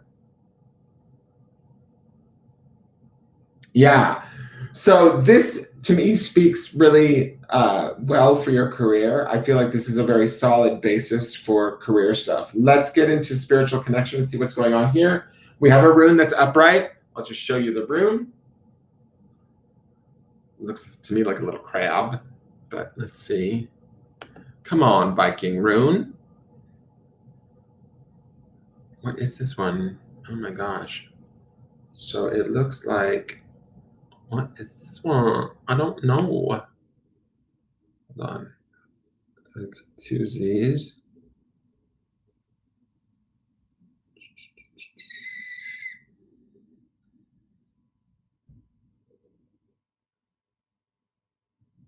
I'm not sure what this one is.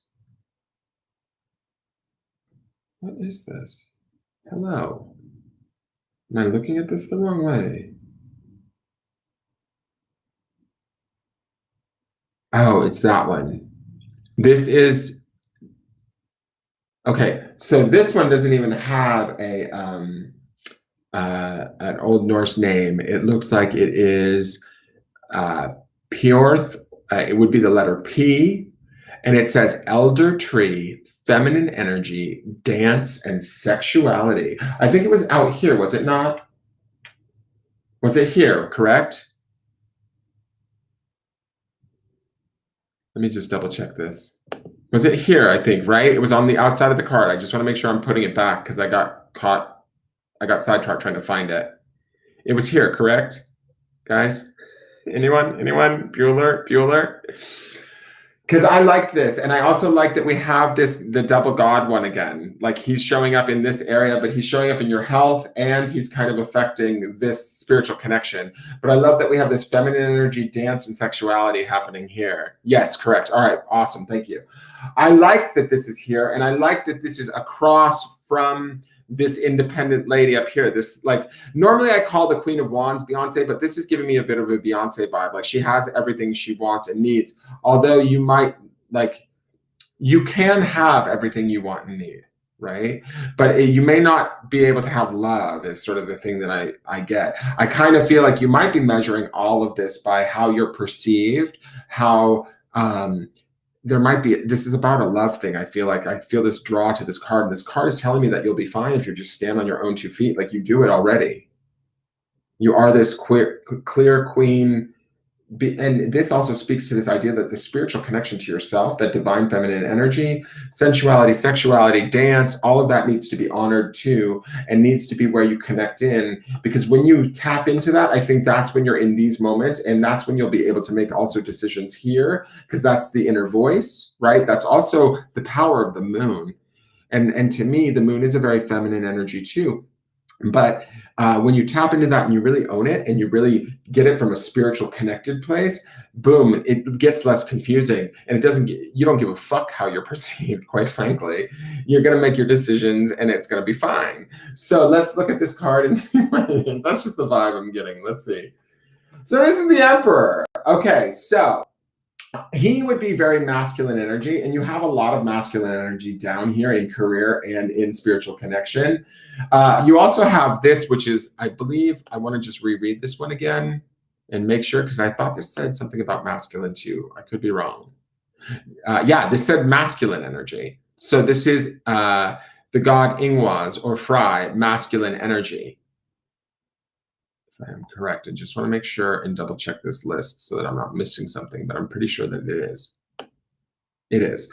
So I like that he's here, like overseeing your, I feel like he's more in your health department, right? But he's also overlooking this. I feel like he's looking down upon this emperor. The emperor to me is Aries, not to me, but it is Aries energy. It is fire, right?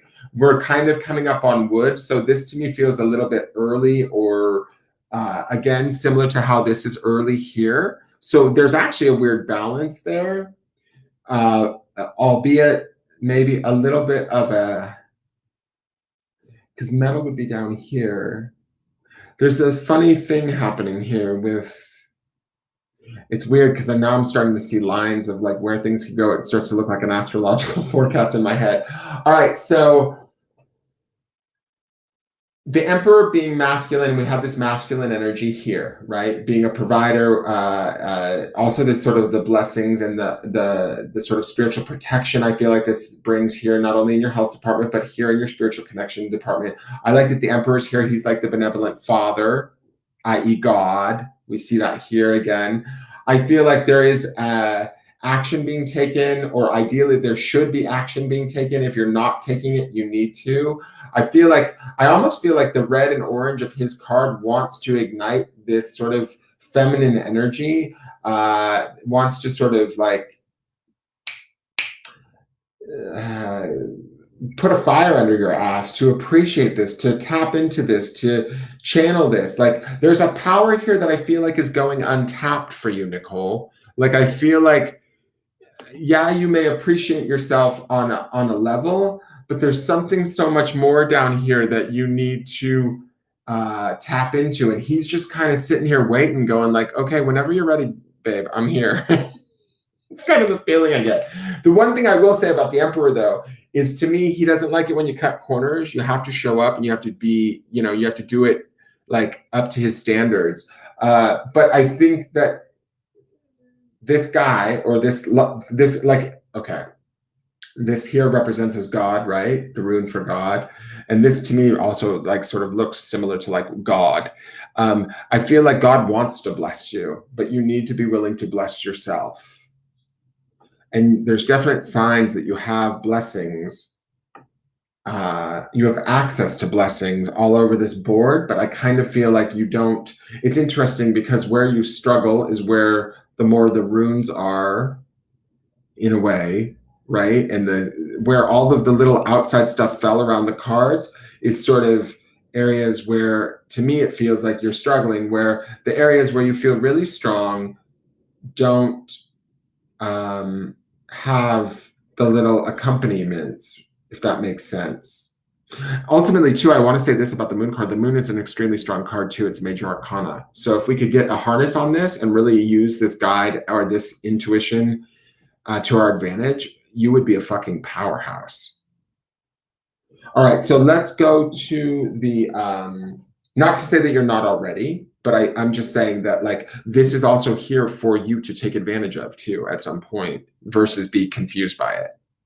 And then that's when this is the other God card, the other God rune, which is Odin, which was about inspiration and wisdom. So when we harness this and we bring this into our power or under our control, and we get it where it's working for us rather sort of against us, that's when this kicks in and we're really working from that place of wisdom and power. All right, so this here is your east, and it would be the sector of health. Let's see what we've got here. The Two of Swords. Interesting, because this is another indecision card. It's funny, we have a pattern going on across here too. Do you see that? Two of Swords is about indecision. It is air. Again, we have the Queen of Swords in the center. I almost get a feeling like it doesn't, and again, we also, like, just to show you, another moon. You see it above her? There could be worries about your health. There could be fears about your health. I feel like this rune is trying to calm you down, tell you you're going to be fine. We've got you. Don't worry. There is a bit of like a mental energy. I feel like your mental energy here that we see here in the center could also affect your health. And this card is maybe calling out for you to be aware of that, right? So if you are getting down on yourself, you are worrying too much, if you're doing any of that, be careful, because that stuff can affect your ability to see yourself in a positive life or in a state of good health. That can deteriorate or it can weigh heavy on you. Now, this is the wood sector of the chart. Let me just look at that. It's funny. I feel like in tarot, swords would be air, right? And wood produces air, essentially, like trees produce oxygen. But when it's a swords card, I kind of feel like that isn't the best thing for wood, because you chop down trees with wood, right? You stop their lives with wood. Swords would be better down, like, say, in the metal department. So actually, this guy here is in your metal department, and you're operating from this Queen of Swords. So your metal, right? Let's look at where your metal components are. Your metals are here and here and here, right? In this area of the reading, and also this card in here. So to me, I feel like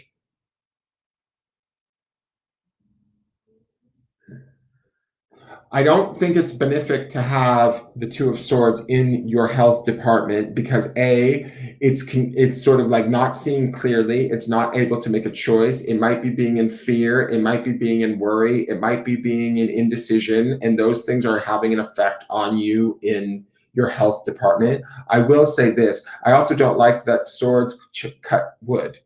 So that's not a good thing. I already know that.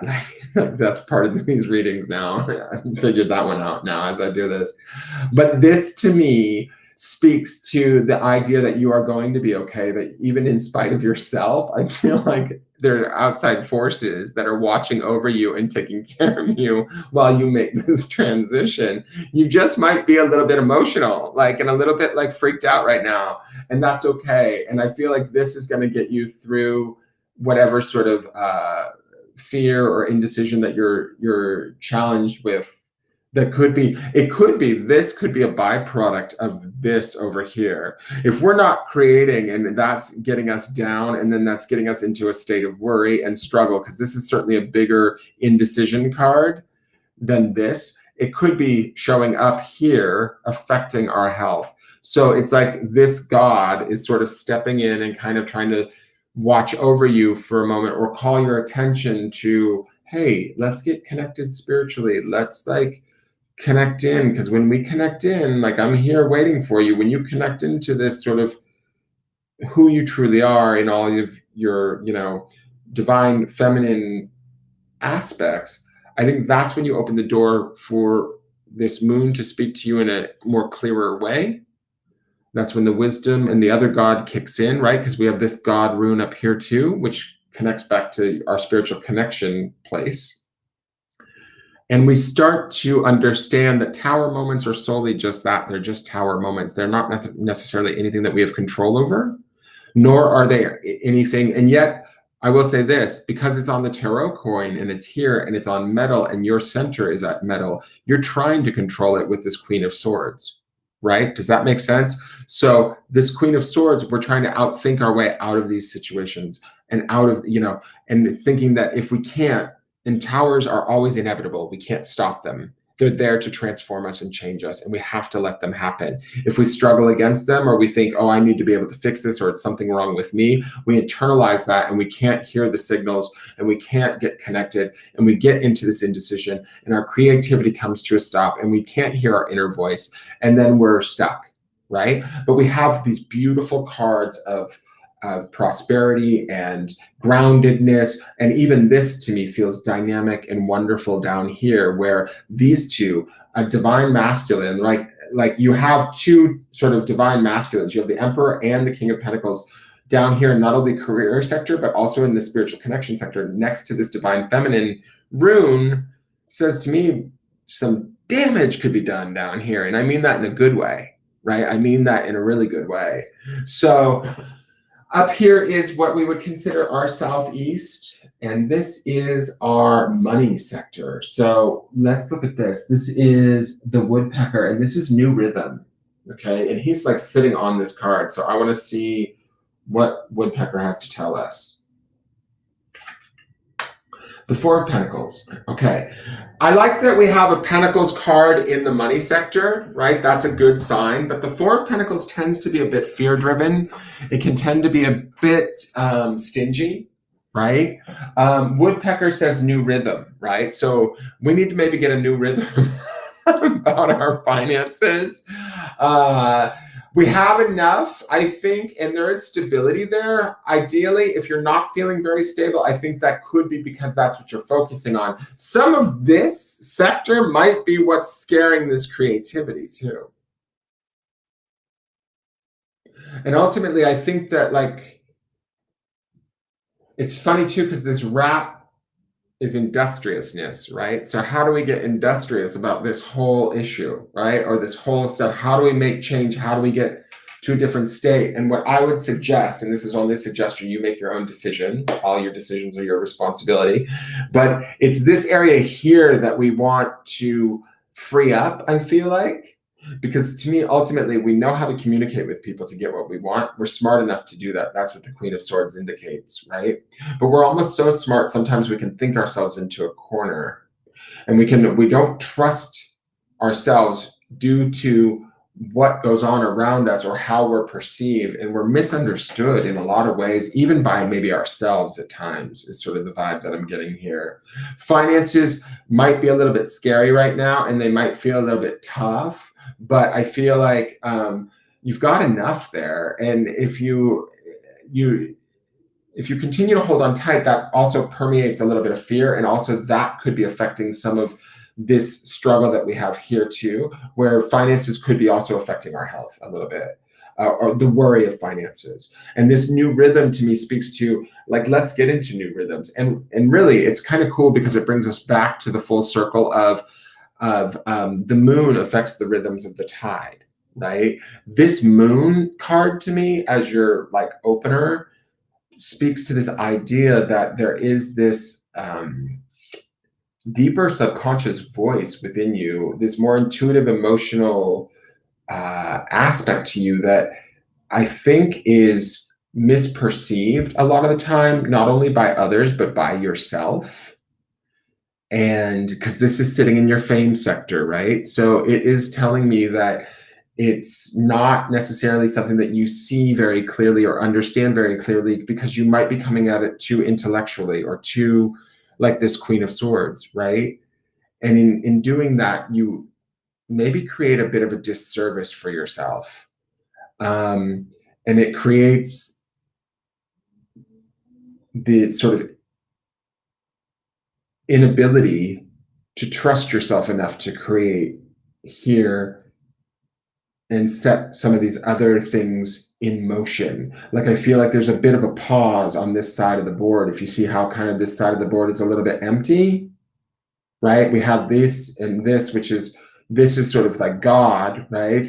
Or Fry, and this is like sort of that feminine energy, sexuality, sensuality, whatever. But to me, this being in your spiritual connections space feels like you need to connect to the truest form of who you are.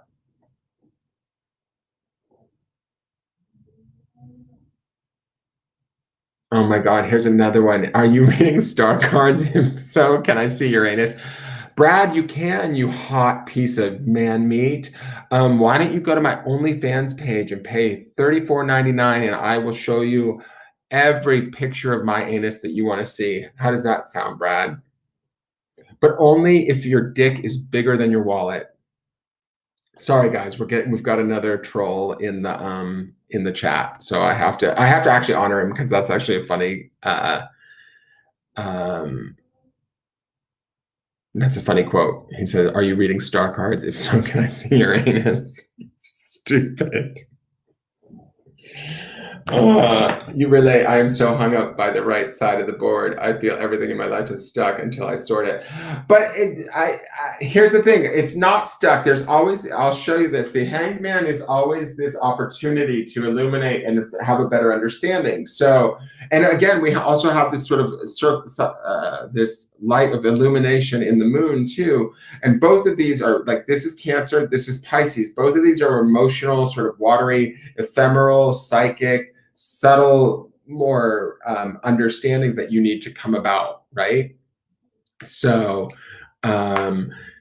once you find them, I feel like the floodgates get released. And I like how we end this on this new rhythm, which says like we're going to set a new rhythm, and the moon sets the tides of the rhythm. So, you know, the rhythm of the tide. So allow that internal moon within you to have a conversation with you through your spiritual connection. I feel like this is some of that moon. And also remember, okay, so we're talking about fame as being a sector where it's not only how we're perceived and seen by, say, others, or but also at our highest good, right? Let's say fame from the idea of what is our highest to attain. Well, up in your fame department is this moon energy, which is this deeper subconscious, intuitive, beautiful, nurturing, mothering, loving sort of energy that if you access that, you also access the wisdom and inspiration of Odin, right? So if we brought, but right now he's upside down, he is face up, but he's upside down. And so it feels like there's a hold there. And these tower moments are attracting your attention, and you're putting your, I feel like maybe your value, or you're running from them instead of like just letting them fall apart and then figuring it out as you go. Does that make sense? Hey, big man, I'm enjoying the stream. Want to read my future, bro? Hey, Twitch watcher, Lack PJ Angan, how are you? I think you're my first actual legitimate Twitch watcher that's commented. I usually get people that say, you want to be a star? I forget that it broadcasts to Twitch because I video game too. So yeah, so that's what I see there, Nicole. I hope that it makes sense. I feel like once we figure out this area, right? And it's really, this area here is fine.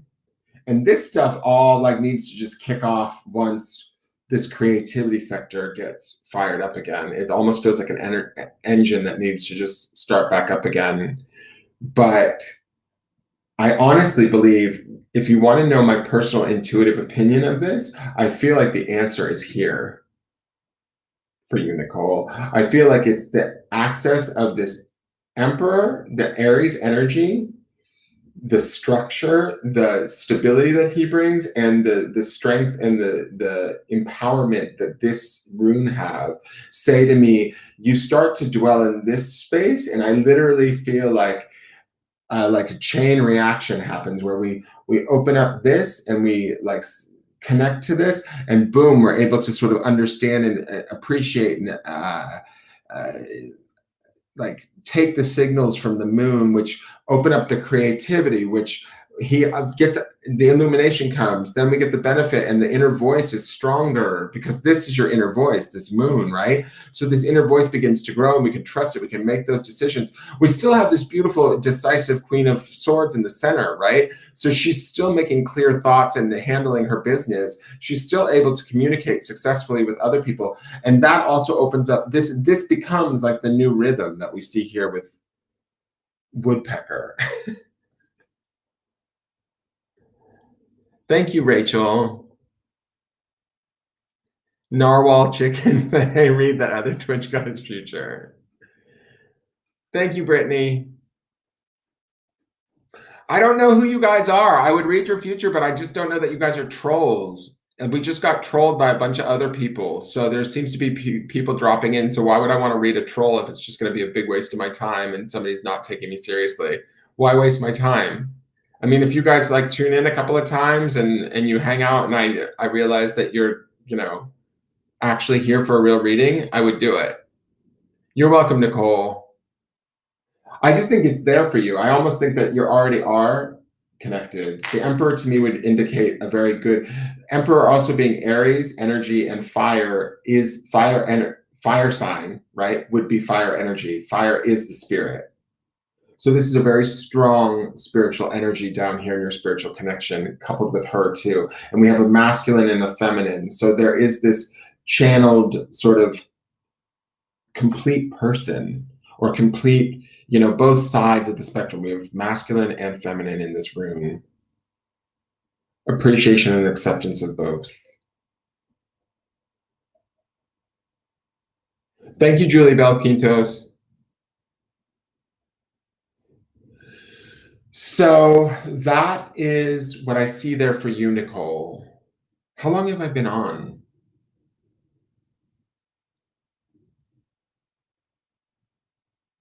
Well, here's the thing. Towers are usually things that aren't necessarily of our making. They're things that we built on faulty foundations. So when they fall apart, we just need to let them fall apart. When we struggle within them or we let them affect how we view ourselves, that's when they really do the damage that we don't want to see them do. Right. And then we have to pick up the rubble. Generally, towers, when they're falling apart, you're just supposed to fucking pick up and move. Like, don't resist it. Just be like, okay, gotta go, bye. I gotta go find a new place to live. But you want to make sure that you're building it on something that's more of a better foundation.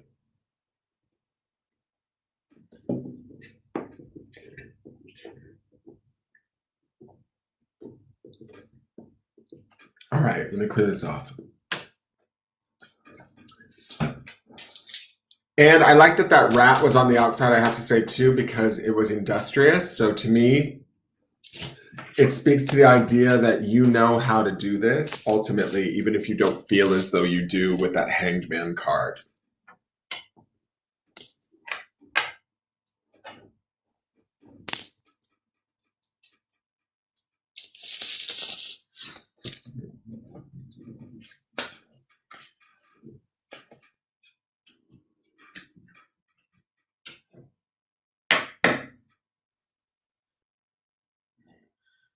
That's what you need to do. Exactly. Next time you have a tower moment, just yell out plot twist and pack up and move on.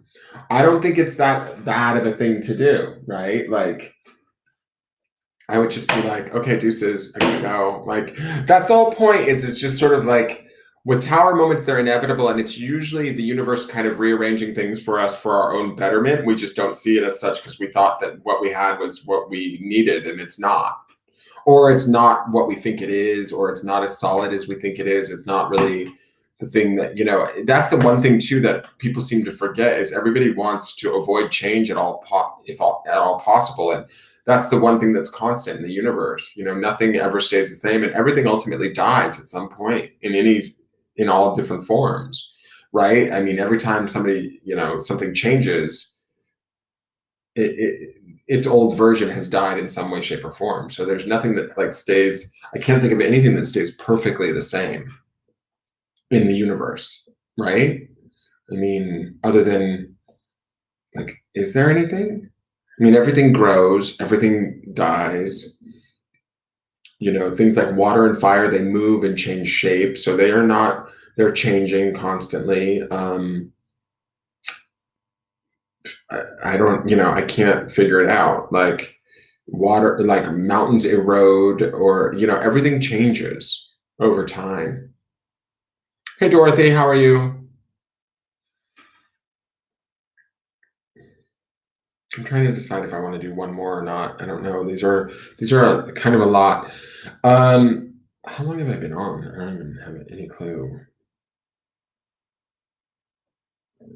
I think almost 2 hours. Excuse me. Um,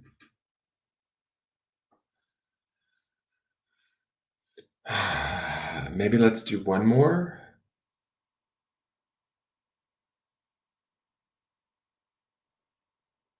Life is always challenging, Dorothy. Doesn't have to be, though. Like, when we ease into the challenges, I think that's when, we sort of um, do better, so to speak.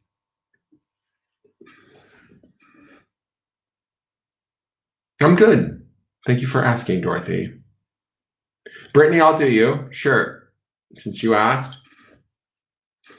All right, Brittany, let's get started. Let me get my sage, and we're going to sage the space to start over. If my Twitch viewers are there, I don't mean to be rude, guys. Like, I just don't know who you are, and I want to make sure that you guys aren't just like trolling me, because I know gamers like to troll people. I should probably just stop broadcasting to Twitch.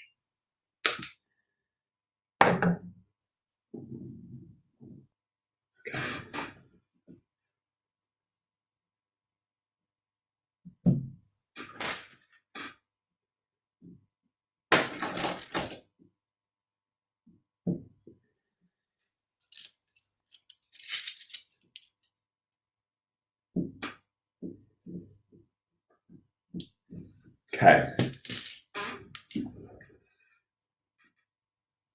All right, one more. We'll see how this goes. Okay. Sure, Brittany, that's fine if you want. I would love it if you did. That would be great. Okay, so. Oh, my neck is crunchy. Okay. All right. I'm going to get a soft card for Brittany.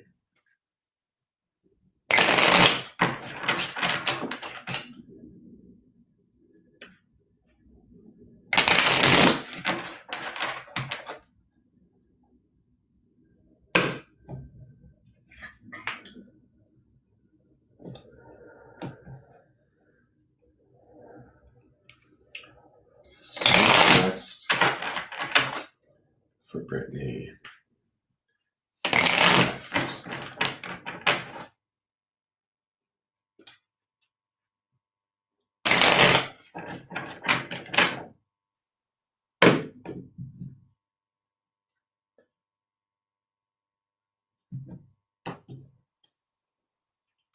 A West card. Brittany West. The other one.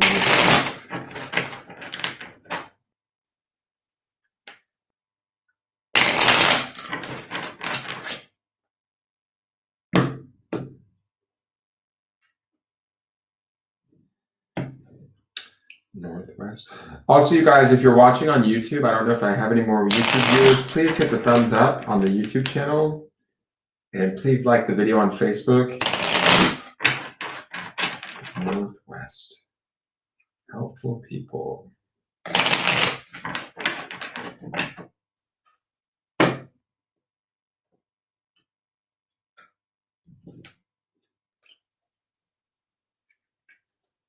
The North. For Korea for the North.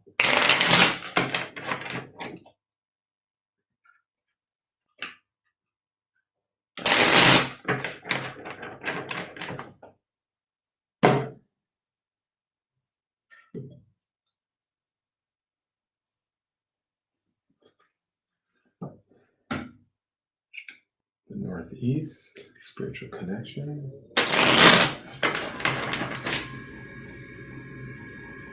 The Northeast, spiritual connection.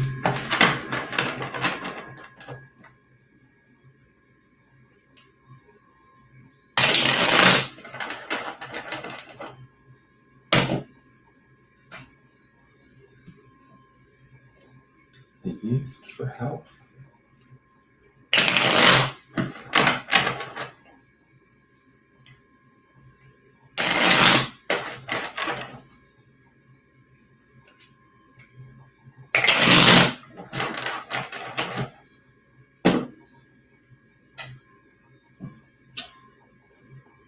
And the Southeast for money.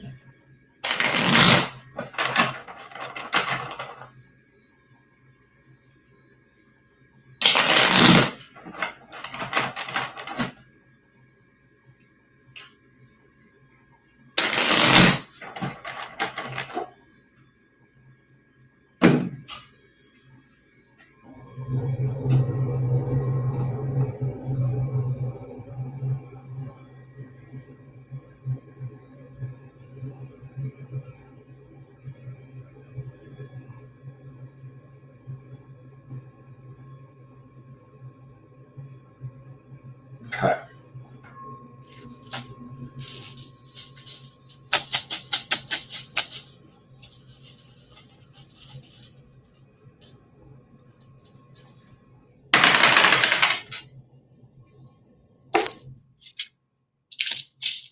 Earth, metal.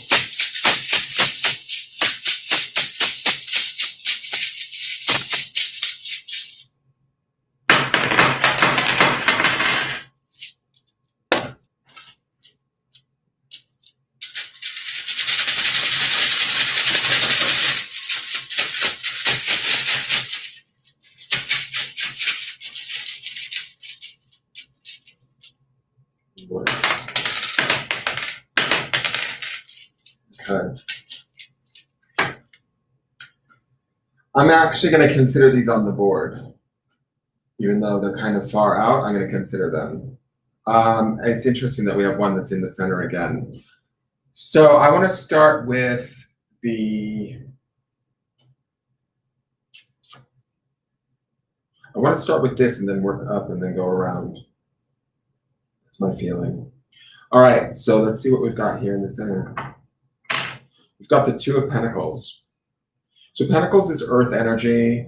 That's along the line of earth here, which is good. And we also have wood over here. So to me, that feels very beneficial. I like the two. Twos are balanced. Twos are about relationship to either others or to ourselves. And this would be about a focus on money, property, physical, material things, right? So as I look at these cards, I'll factor this back in as we go around. So this is your fame card in the South. So we're going to look at this and see again what this, represents, how this sort of where this plays in. So this is the Four of Pentacles. So Four of Pentacles, like I said in the previous reading that was over here in the money sector, this to me feels a little bit stuck.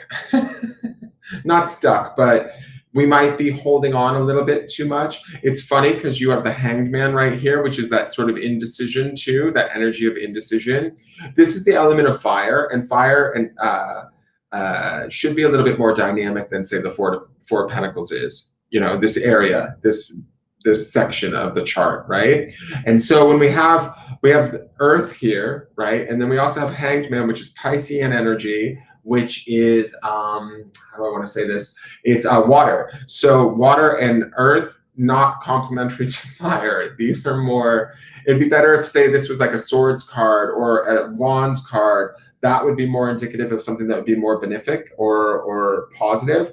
To me, I feel like this might be a lack of money issue going on right now, especially with this two in the center. It sort of feels like, oh, poor me. And then this here is sort of like holding on. So how we're maybe perceived right now is we might not have enough. We might perceive ourselves as though we're not having enough and not knowing how to change that, or feeling like the pressure of needing to change that. And we're unable to make a decision right now at this time. I will say this, though. This is metal, which is sort of positive to fire, but it should be more down here, right? It being up here, it feels early, similar to that tower moment that we saw where I was saying that the tower felt like the metal was showing up a little bit early. It should be showing up like maybe here or down here, or sort of like I wouldn't even want it up here. I'd want it down here, but it's up here. So that's fine, though. It just feels to me like you might be struggling with not only like sort of where we want to be in the world, but also like not only just like money issues, but like where do we want to be in the world and how do we want to produce is kind of the feeling that I'm getting. How do we want to be perceived? What is it, the work that we choose to do, and how do we move forward in doing it in a way that like sort of speaks to us and to those around us and how we're perceived? So in some ways, he almost feels like he's hiding or holding back, not making a decision. Frustrated maybe a little bit in fear maybe, but let's see what the other cards are, and maybe there's a way to change that, okay? This too, to me, feels like it's a little bit of a slower energy, it being the Two of Pentacles. It's not a bad thing, it just feels like we're maybe not, it's about maintaining balance and kind of keeping everything even keel right now. So let's see what we've got going on in the other cards really quick. So this is our southwest sector. This is our sort of romance and relationships. So let's see what this is. I want to first look at the card before I flip that. So we have the Seven of Pentacles. This is all about hard work.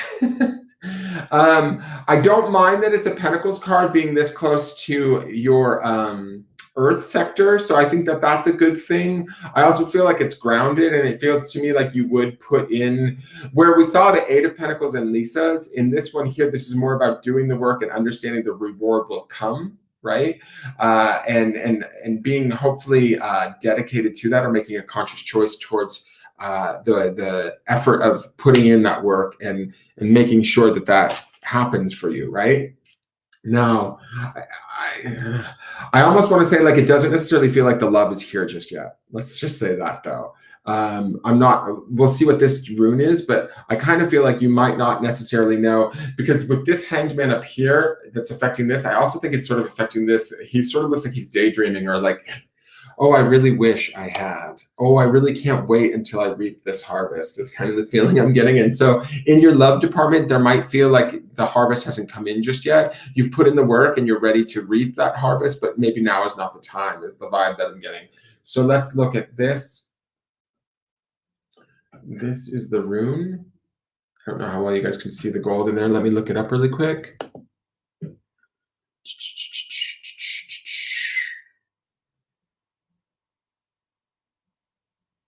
What is this rune? Come on, runes. Come on, runes.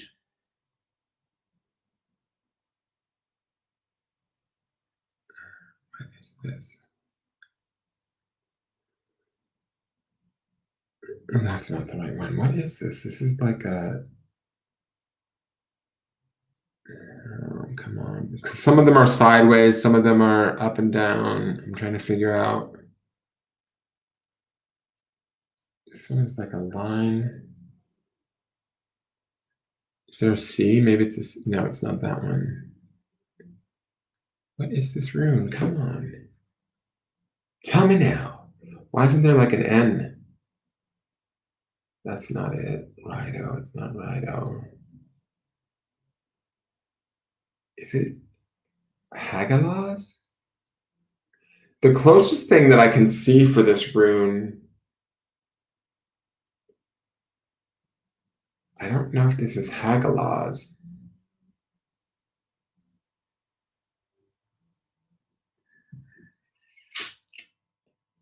Doesn't really look like that to me either, though. I don't know what this one is. What is this rune? I'm going to say the closest thing that I can figure this one out to be is Hagalaz, it looks like. And this is hail, storm, and air. And I believe it was like right here, right? So to me, this makes me think that there could be some fighting going on, or there was some fighting in the romance relationship sector. There's the hail and storm are making me feel a bit like tumultuous, like things aren't good, things aren't great right now in this department. Even though maybe work has been put in, or there's like sort of either miscommunications, arguments, fighting. It's that sort of a thing. If that is Hagalaz, but that's the closest thing that I can think. None of these other symbols look like this symbol. So this is the closest thing. So I think that is supposed to be Hagalaz, because it looks sort of like an N to me. If I'm wrong, somebody will hopefully let me know in the comments who watches this later. But this next rune, I just want to put this over here really quick. This is for sure where I see this. This is Manaz or Madar. This is man, human, self. Okay, so I like this being in your creativity sector. Let's see what this card is. So this is the King of Swords. The King of Swords, to me, this is Earth, right? This is the sector of Earth and creativity. But I do like that the sword is here, only because to me it's all about intellect and the mind and the brain.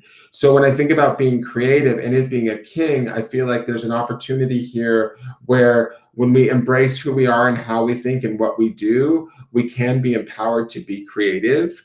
When I look at this rune, it makes me think of the focus needs to be on the self. The focus needs to be on our own intelligence. The focus needs to be on our own empowerment. And I feel like it is. Like, I feel like we know what we want. We're just maybe not sure how we're going to manifest it. But even with this rune, I feel like, it was like laying on the card. So to me, there's a distinct what's the word I'm looking for? Like a distinct clarity about who you are and what you're worth that you need to sort of trust. I wonder if sometimes maybe your romantic relationships or your relationships with, your friendships or whatever these arguments are, get down on you and don't allow you to sort of trust what you know to be about yourself, right?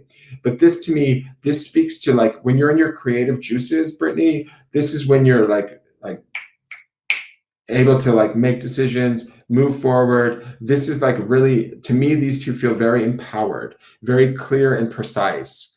So let's go to the next card and see.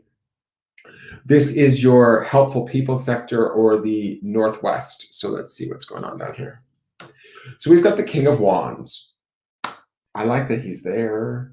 I like that he's dynamic. I would like some more action happening in here, though. I feel like he's trying to reach you. I feel like he wants to help you. I feel like this Two of Pentacles feels like slow energy to me, and this King of Wands wants to show you how to get in there and do it.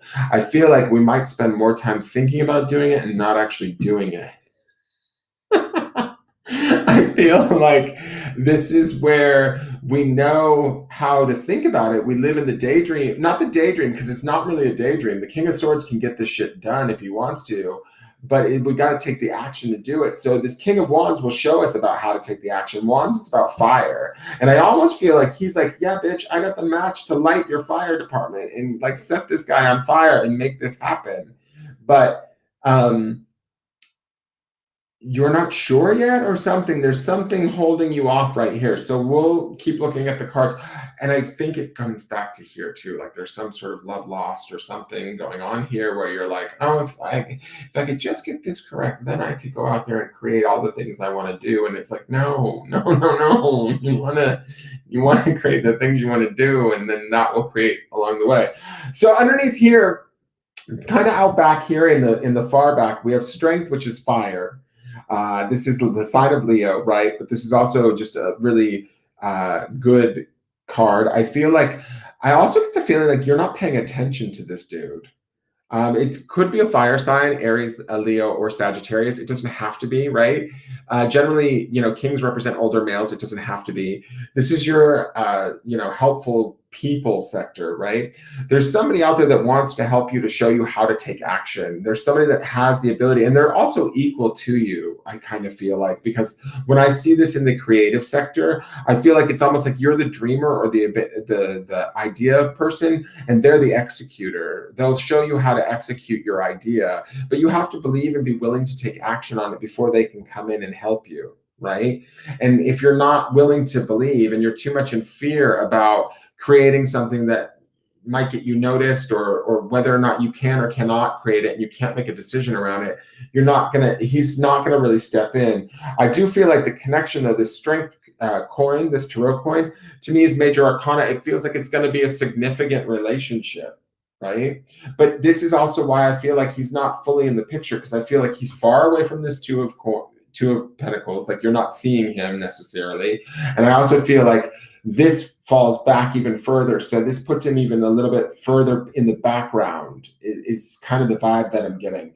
But when you do see him, or when you are ready to sort of meet him on his level, and I think he knows you and you may not know him, in the sense like he's seen you, but you have, like, this being also the self thing, I think is good. But I think that you might be sort of fixated in your mind and not seeing him, and where I feel like this king is looking to you or looking at you. Let's see what this rune is. This is the blank rune. I don't know what the blank rune means. Let me see. Hold on. What does the blank rune mean?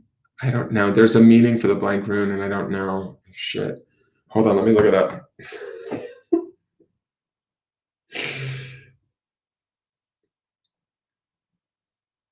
It's your get out of jail free card, meaning of the blank rune. It's not on my list of things. There we go.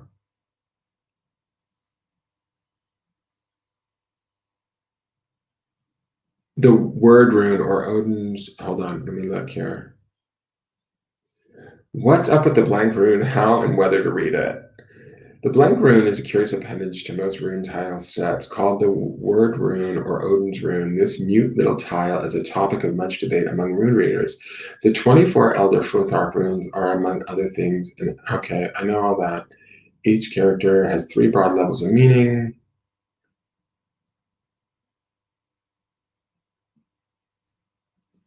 That's why it's associated with word, the Norse word of fate. Girl. The sound of silence, phonetic, the absence of things, material, and the unknown, unknowable hand of fate, abstract. That's why it's associated with word, W-Y-R-D, the Norse word of fate. The original rune master, the god Odin, received knowledge of the runes and so passed from ignorance into wisdom. The black rune, the absence of runes, invites the student to reflect on the experience of not knowing. It's also known as Odin's rune in honor of the All-Father and the patron of runic lore. The blank rune is silence, the zero, the void of infantile possibility, the space between words, the breath before speech. Its tarot equivalent is the Fool, the sensation of empty space, the Hebrew letter Aleph, the most primordial form of the element of air. As we see in a moment, the diviner.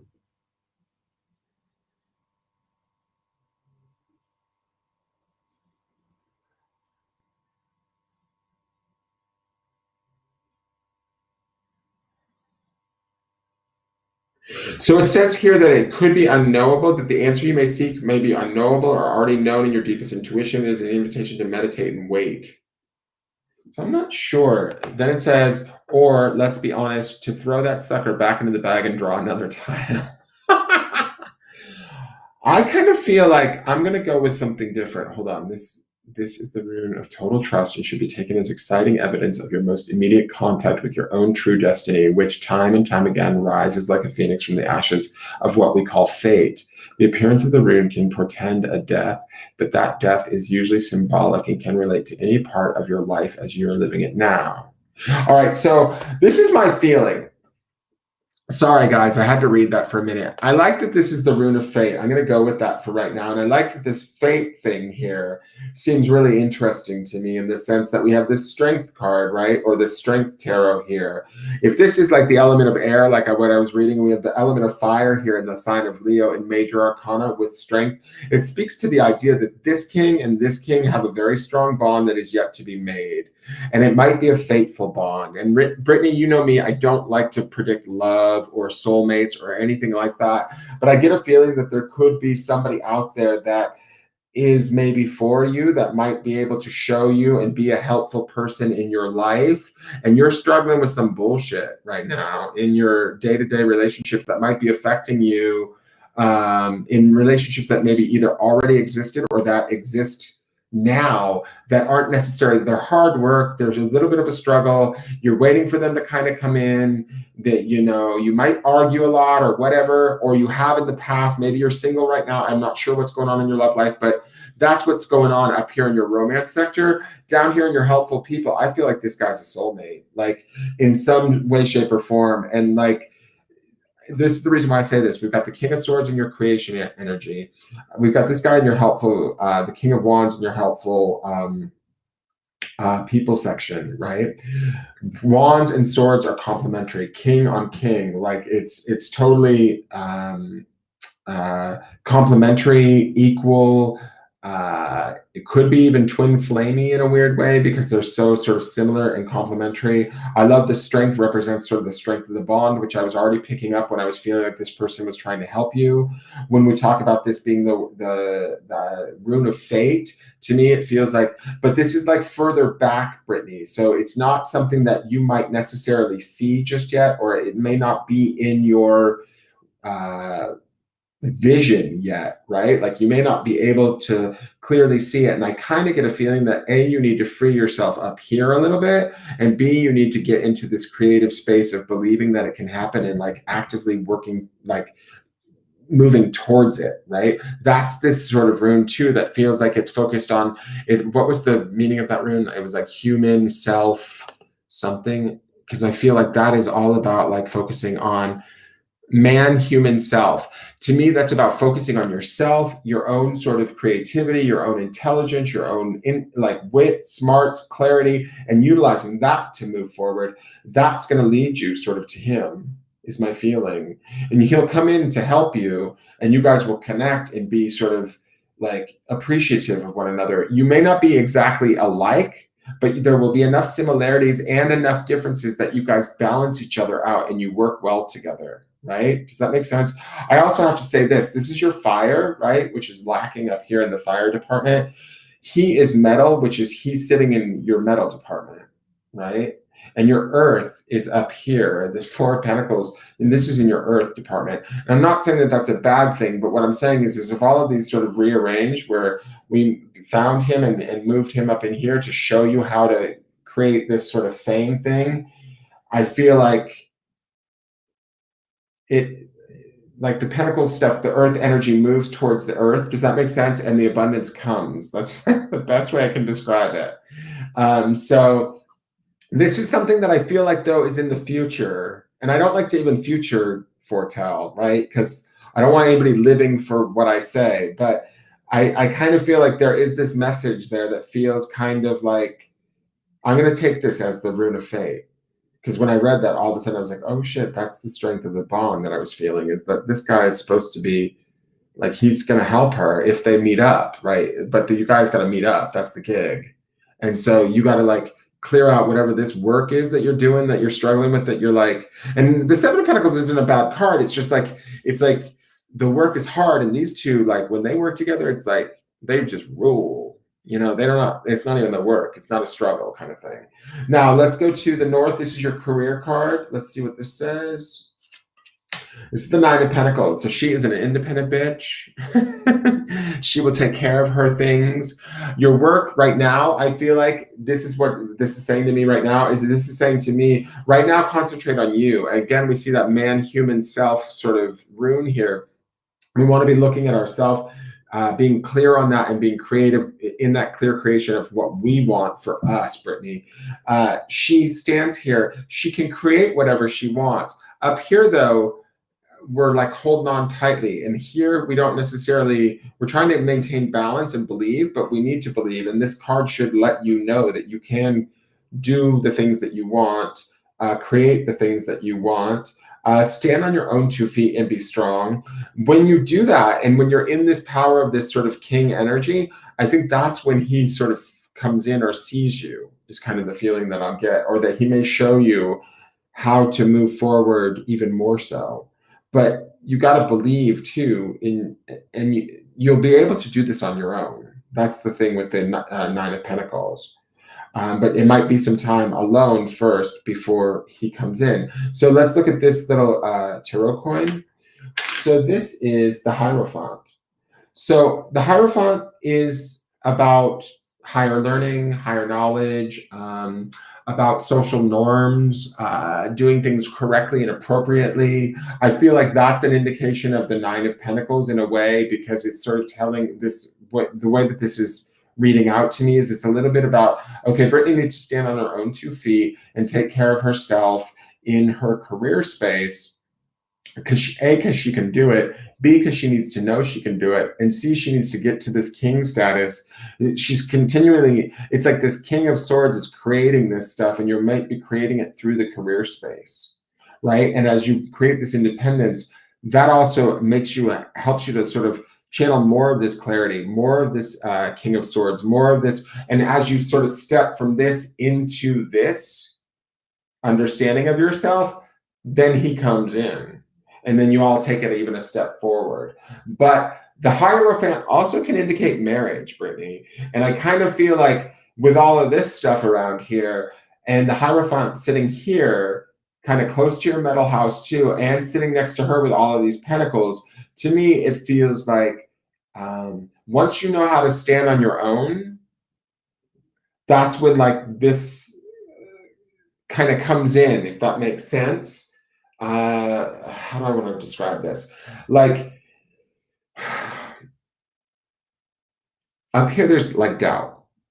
Okay, there's doubt like here, and there's doubt here.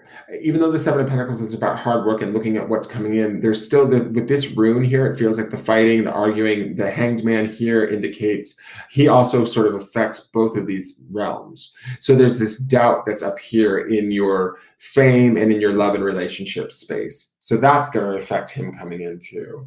But what we need to do is we want to stand on our own 2 feet. We want to really understand, and that might come to us through the career space and through our creativity space, right? Where we get creative, maybe about our career. But either way, I feel like these two kind of complement one another and they work off of one another. The more strides we make in our own independent and financial status or standing within, our community, and how we work, how we earn our money, and without the need of anyone else, the more ready we are the more we will be honored for that, the more that we will sort of appreciate ourselves. And as we appreciate ourselves, we also continue to grow into this King of Swords energy, this focus on the self, this focus of looking at ourselves and seeing ourselves through that creative eye and understanding who we are and what we bring. As we evolve into this, from this, we realize that we don't need anybody else because we've already been here. And that's when Homeboy comes in, right? He steps in and this kicks off. That's my feeling.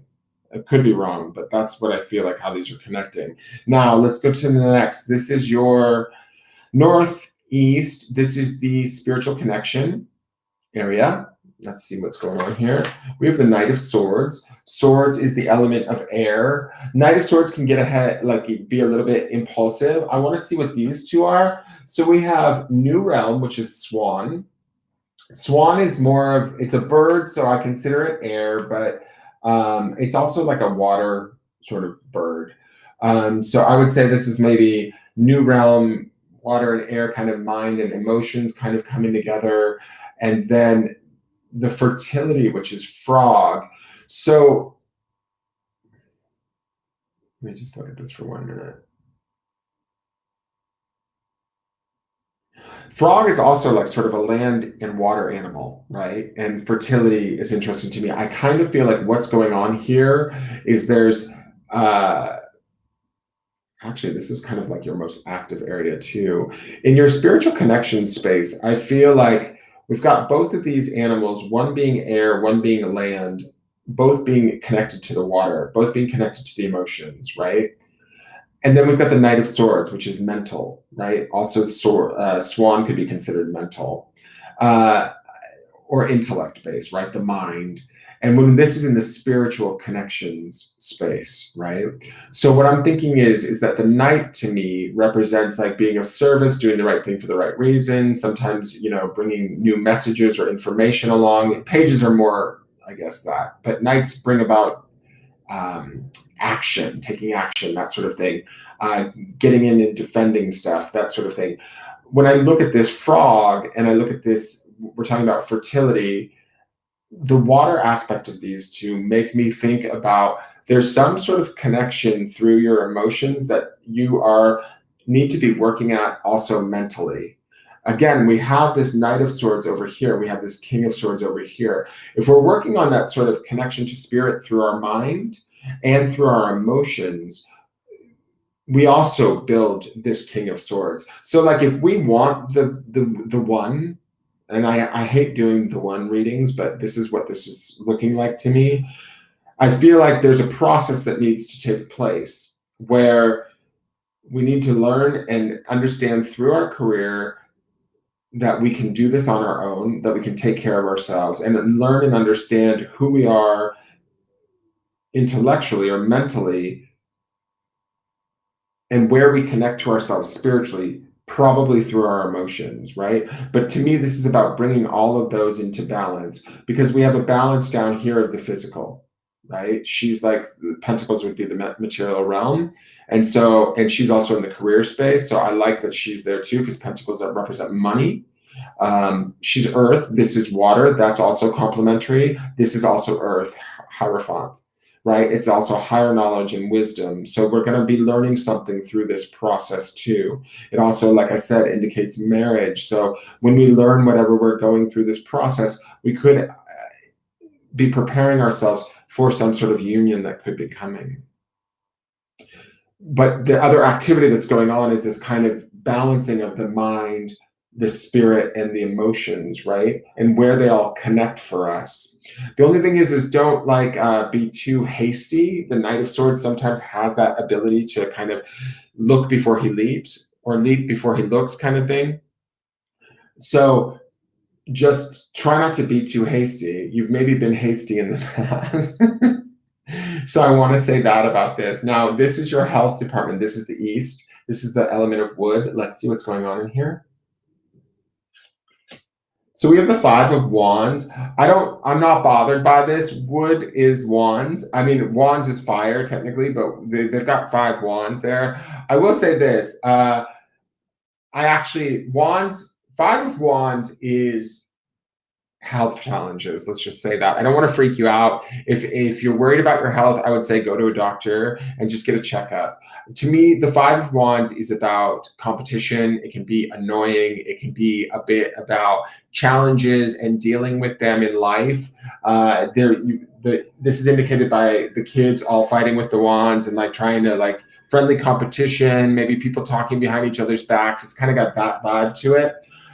This being in the health sector, right? It being the wood element, I like that it's wands because we're getting back up to the fire sector. So that's okay to me. The 5, though, represents sort of changes. It can also represent challenges, annoying challenges. So if you've had issues with your health, that would be this 5 of Wands. If you've had weird stuff come up, it's not detrimental. It doesn't feel like the most dire of circumstances. And it's not like I'm telling you, oh girl, you're going to get sick, but it feels like this is more annoying than anything. Like maybe you get the flu every time you got a date or something like that. To me, it would be that kind of energy. Or so I would say that and this is more advice than a reading, but anything that you can do to kind of maintain your health will help to sort of even out the 5 aspect of this. I'm not bothered by the wands aspect. It's the sort of rambunctiousness of the 5 card that bothers me, in the sense that let's hydrate, Brittany. Let's get good sleep. Let's eat really well as best we can, right? Because when we do those sort of things, we're going to feel better and it's going to maintain our health and it's going to maybe shut these fuckers up. All right, so let's go to your last area. This is the Southeast. Yes. And this is your money space. Let's see what's going on with Brittany's money. All right, I'm going to look at the card first, and then we'll look at the runes in the order that they were received. So we have the Knight of Pentacles. Okay, not the best money card. I will say this, it's not bad, though. It's just he's so slow, this fucker. I love the Knight of Pentacles. He's always going to do everything in his own damn time. He's not going to rush. So when we're looking at this, and I like that this is your money department and it's Pentacles, but it says to me, similar to this here, that the money might flow kind of slowly. We've got this 2 of Pentacles here too. That's okay. I mean, it's not like you're direly, having a hard time, but it does feel like there is an issue. And this is part of it, right? Is that he's not maybe moving or it's not coming as easily, but it will come. It really will. That's my belief. Just be patient. So let's look at this rune and see what this is. So this is that, I think this is that, I can't remember. I got to look again. Jesus, I'm this is not good for a dementia patient. I'm serious. Reading runes. And they told me this was going to help. I think this one is what I call the Kaun. This is torch, fire, malady, or death. So I'm going to say this. I feel like we need a torch up here. We need a fire. We need a malady or death. I don't think that this is a bad signifier here. I want to see what that rune is too. But I feel like this is calling out for, I almost feel like this is calling out for lighting a fire under Brittany's ass. Maybe you need a death in the sense that you need a transformation of the pace that you're moving at. This Pentacles energy in the center and this Pentacles energy in your money department don't speak to the fact that you're actually gaining whatever it is that you need as fast as you feel as though you need it. Now, this is the cicada, and this is past.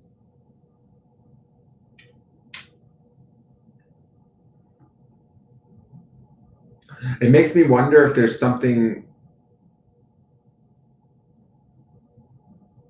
that is affecting your money.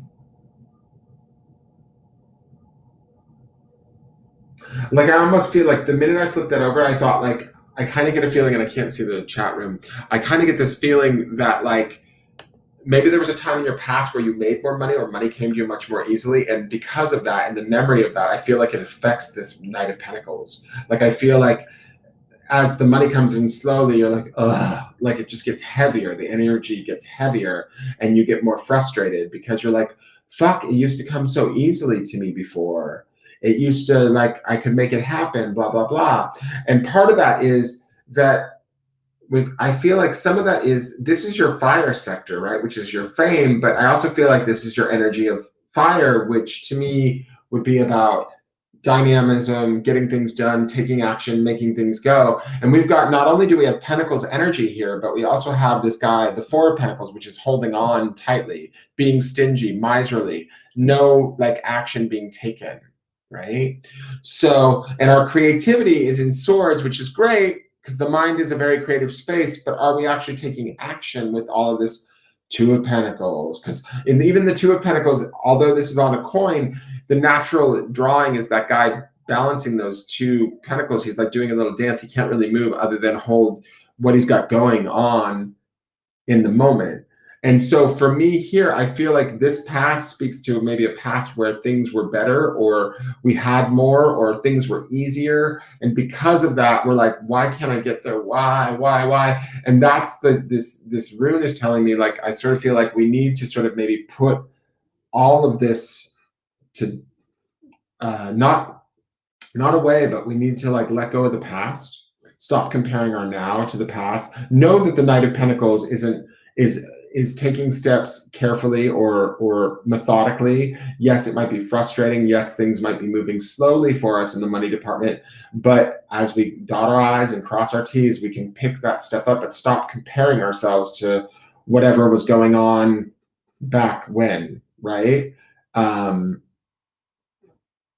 Put a torch to it in a way, or let it die, let it go, because that to me speaks to it not serving you, right? The Knight of Pentacles will serve you just slowly and maybe in a meager way, but some of this meagerness is coming from this, and some of this meagerness is also here. This whole top of the board feels to me like it's not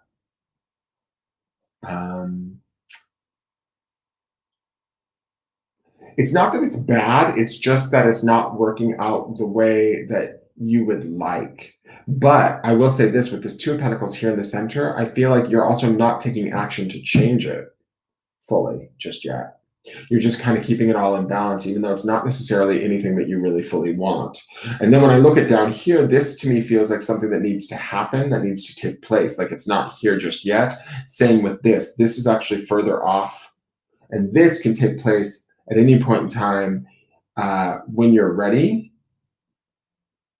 or when you take the time to get in there. But again, he's kind of jumping into those emotions. And do we really want to do that? Because when we're holding on, I'm not saying you don't want to do that, but I'm saying that when we're holding on and trying to keep balance of everything, and we're holding on so tightly, we can't necessarily feel safe to really make effective change that's going to really benefit us.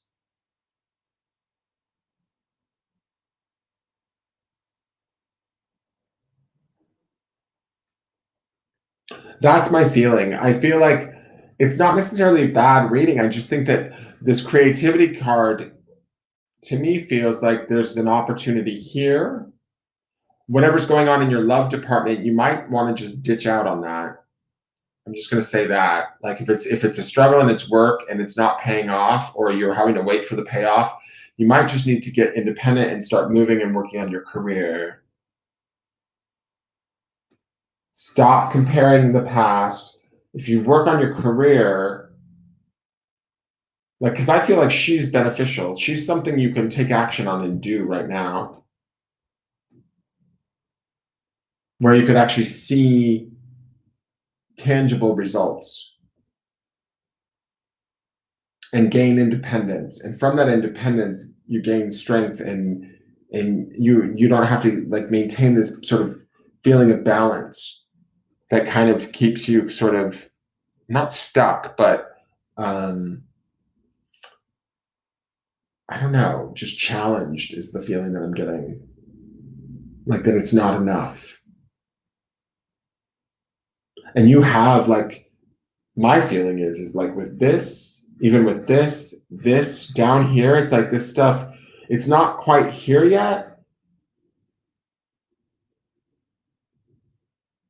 but this stuff is more than you can even imagine.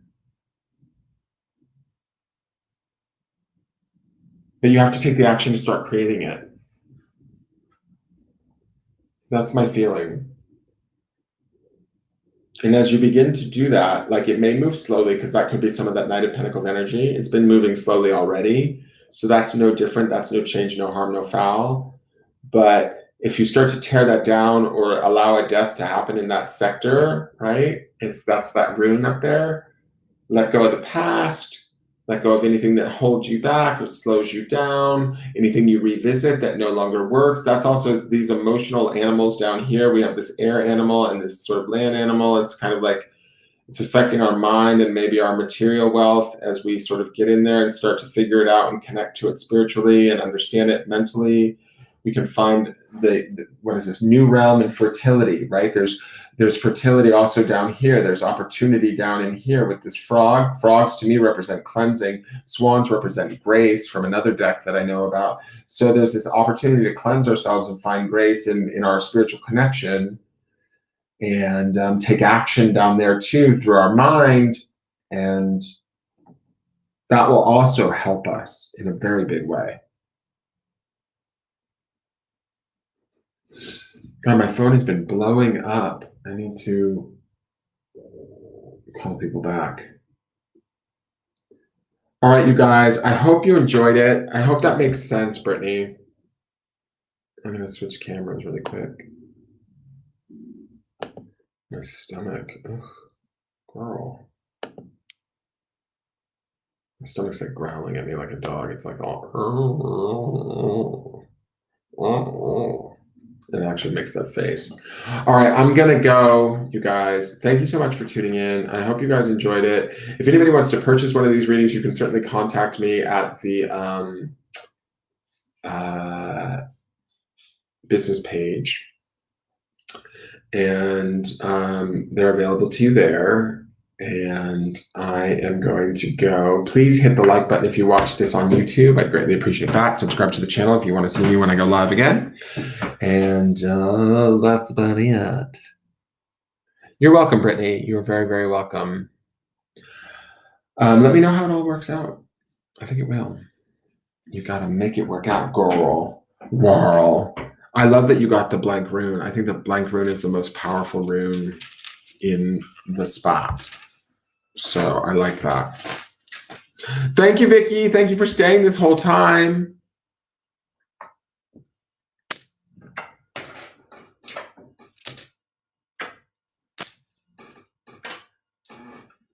And I will talk to you guys later. Thank you, Julie Bell, Quintos. Thank you for staying and watching. Thank you to everybody, including my hectic. Oh, did I just throw runes in there? I think it did. Yes, I did. Just let's try and keep the right things in the right bags, people. Oh shit! What did I just do? Did I just? I threw a rune in there. Nope, there's another one. I think I threw. Oh God, it's so daft. All right, I think this is a rune-free zone. All right, you guys, have a good night. Oh, I know. I mean, my neck is rough right now. Good night, Priscilla.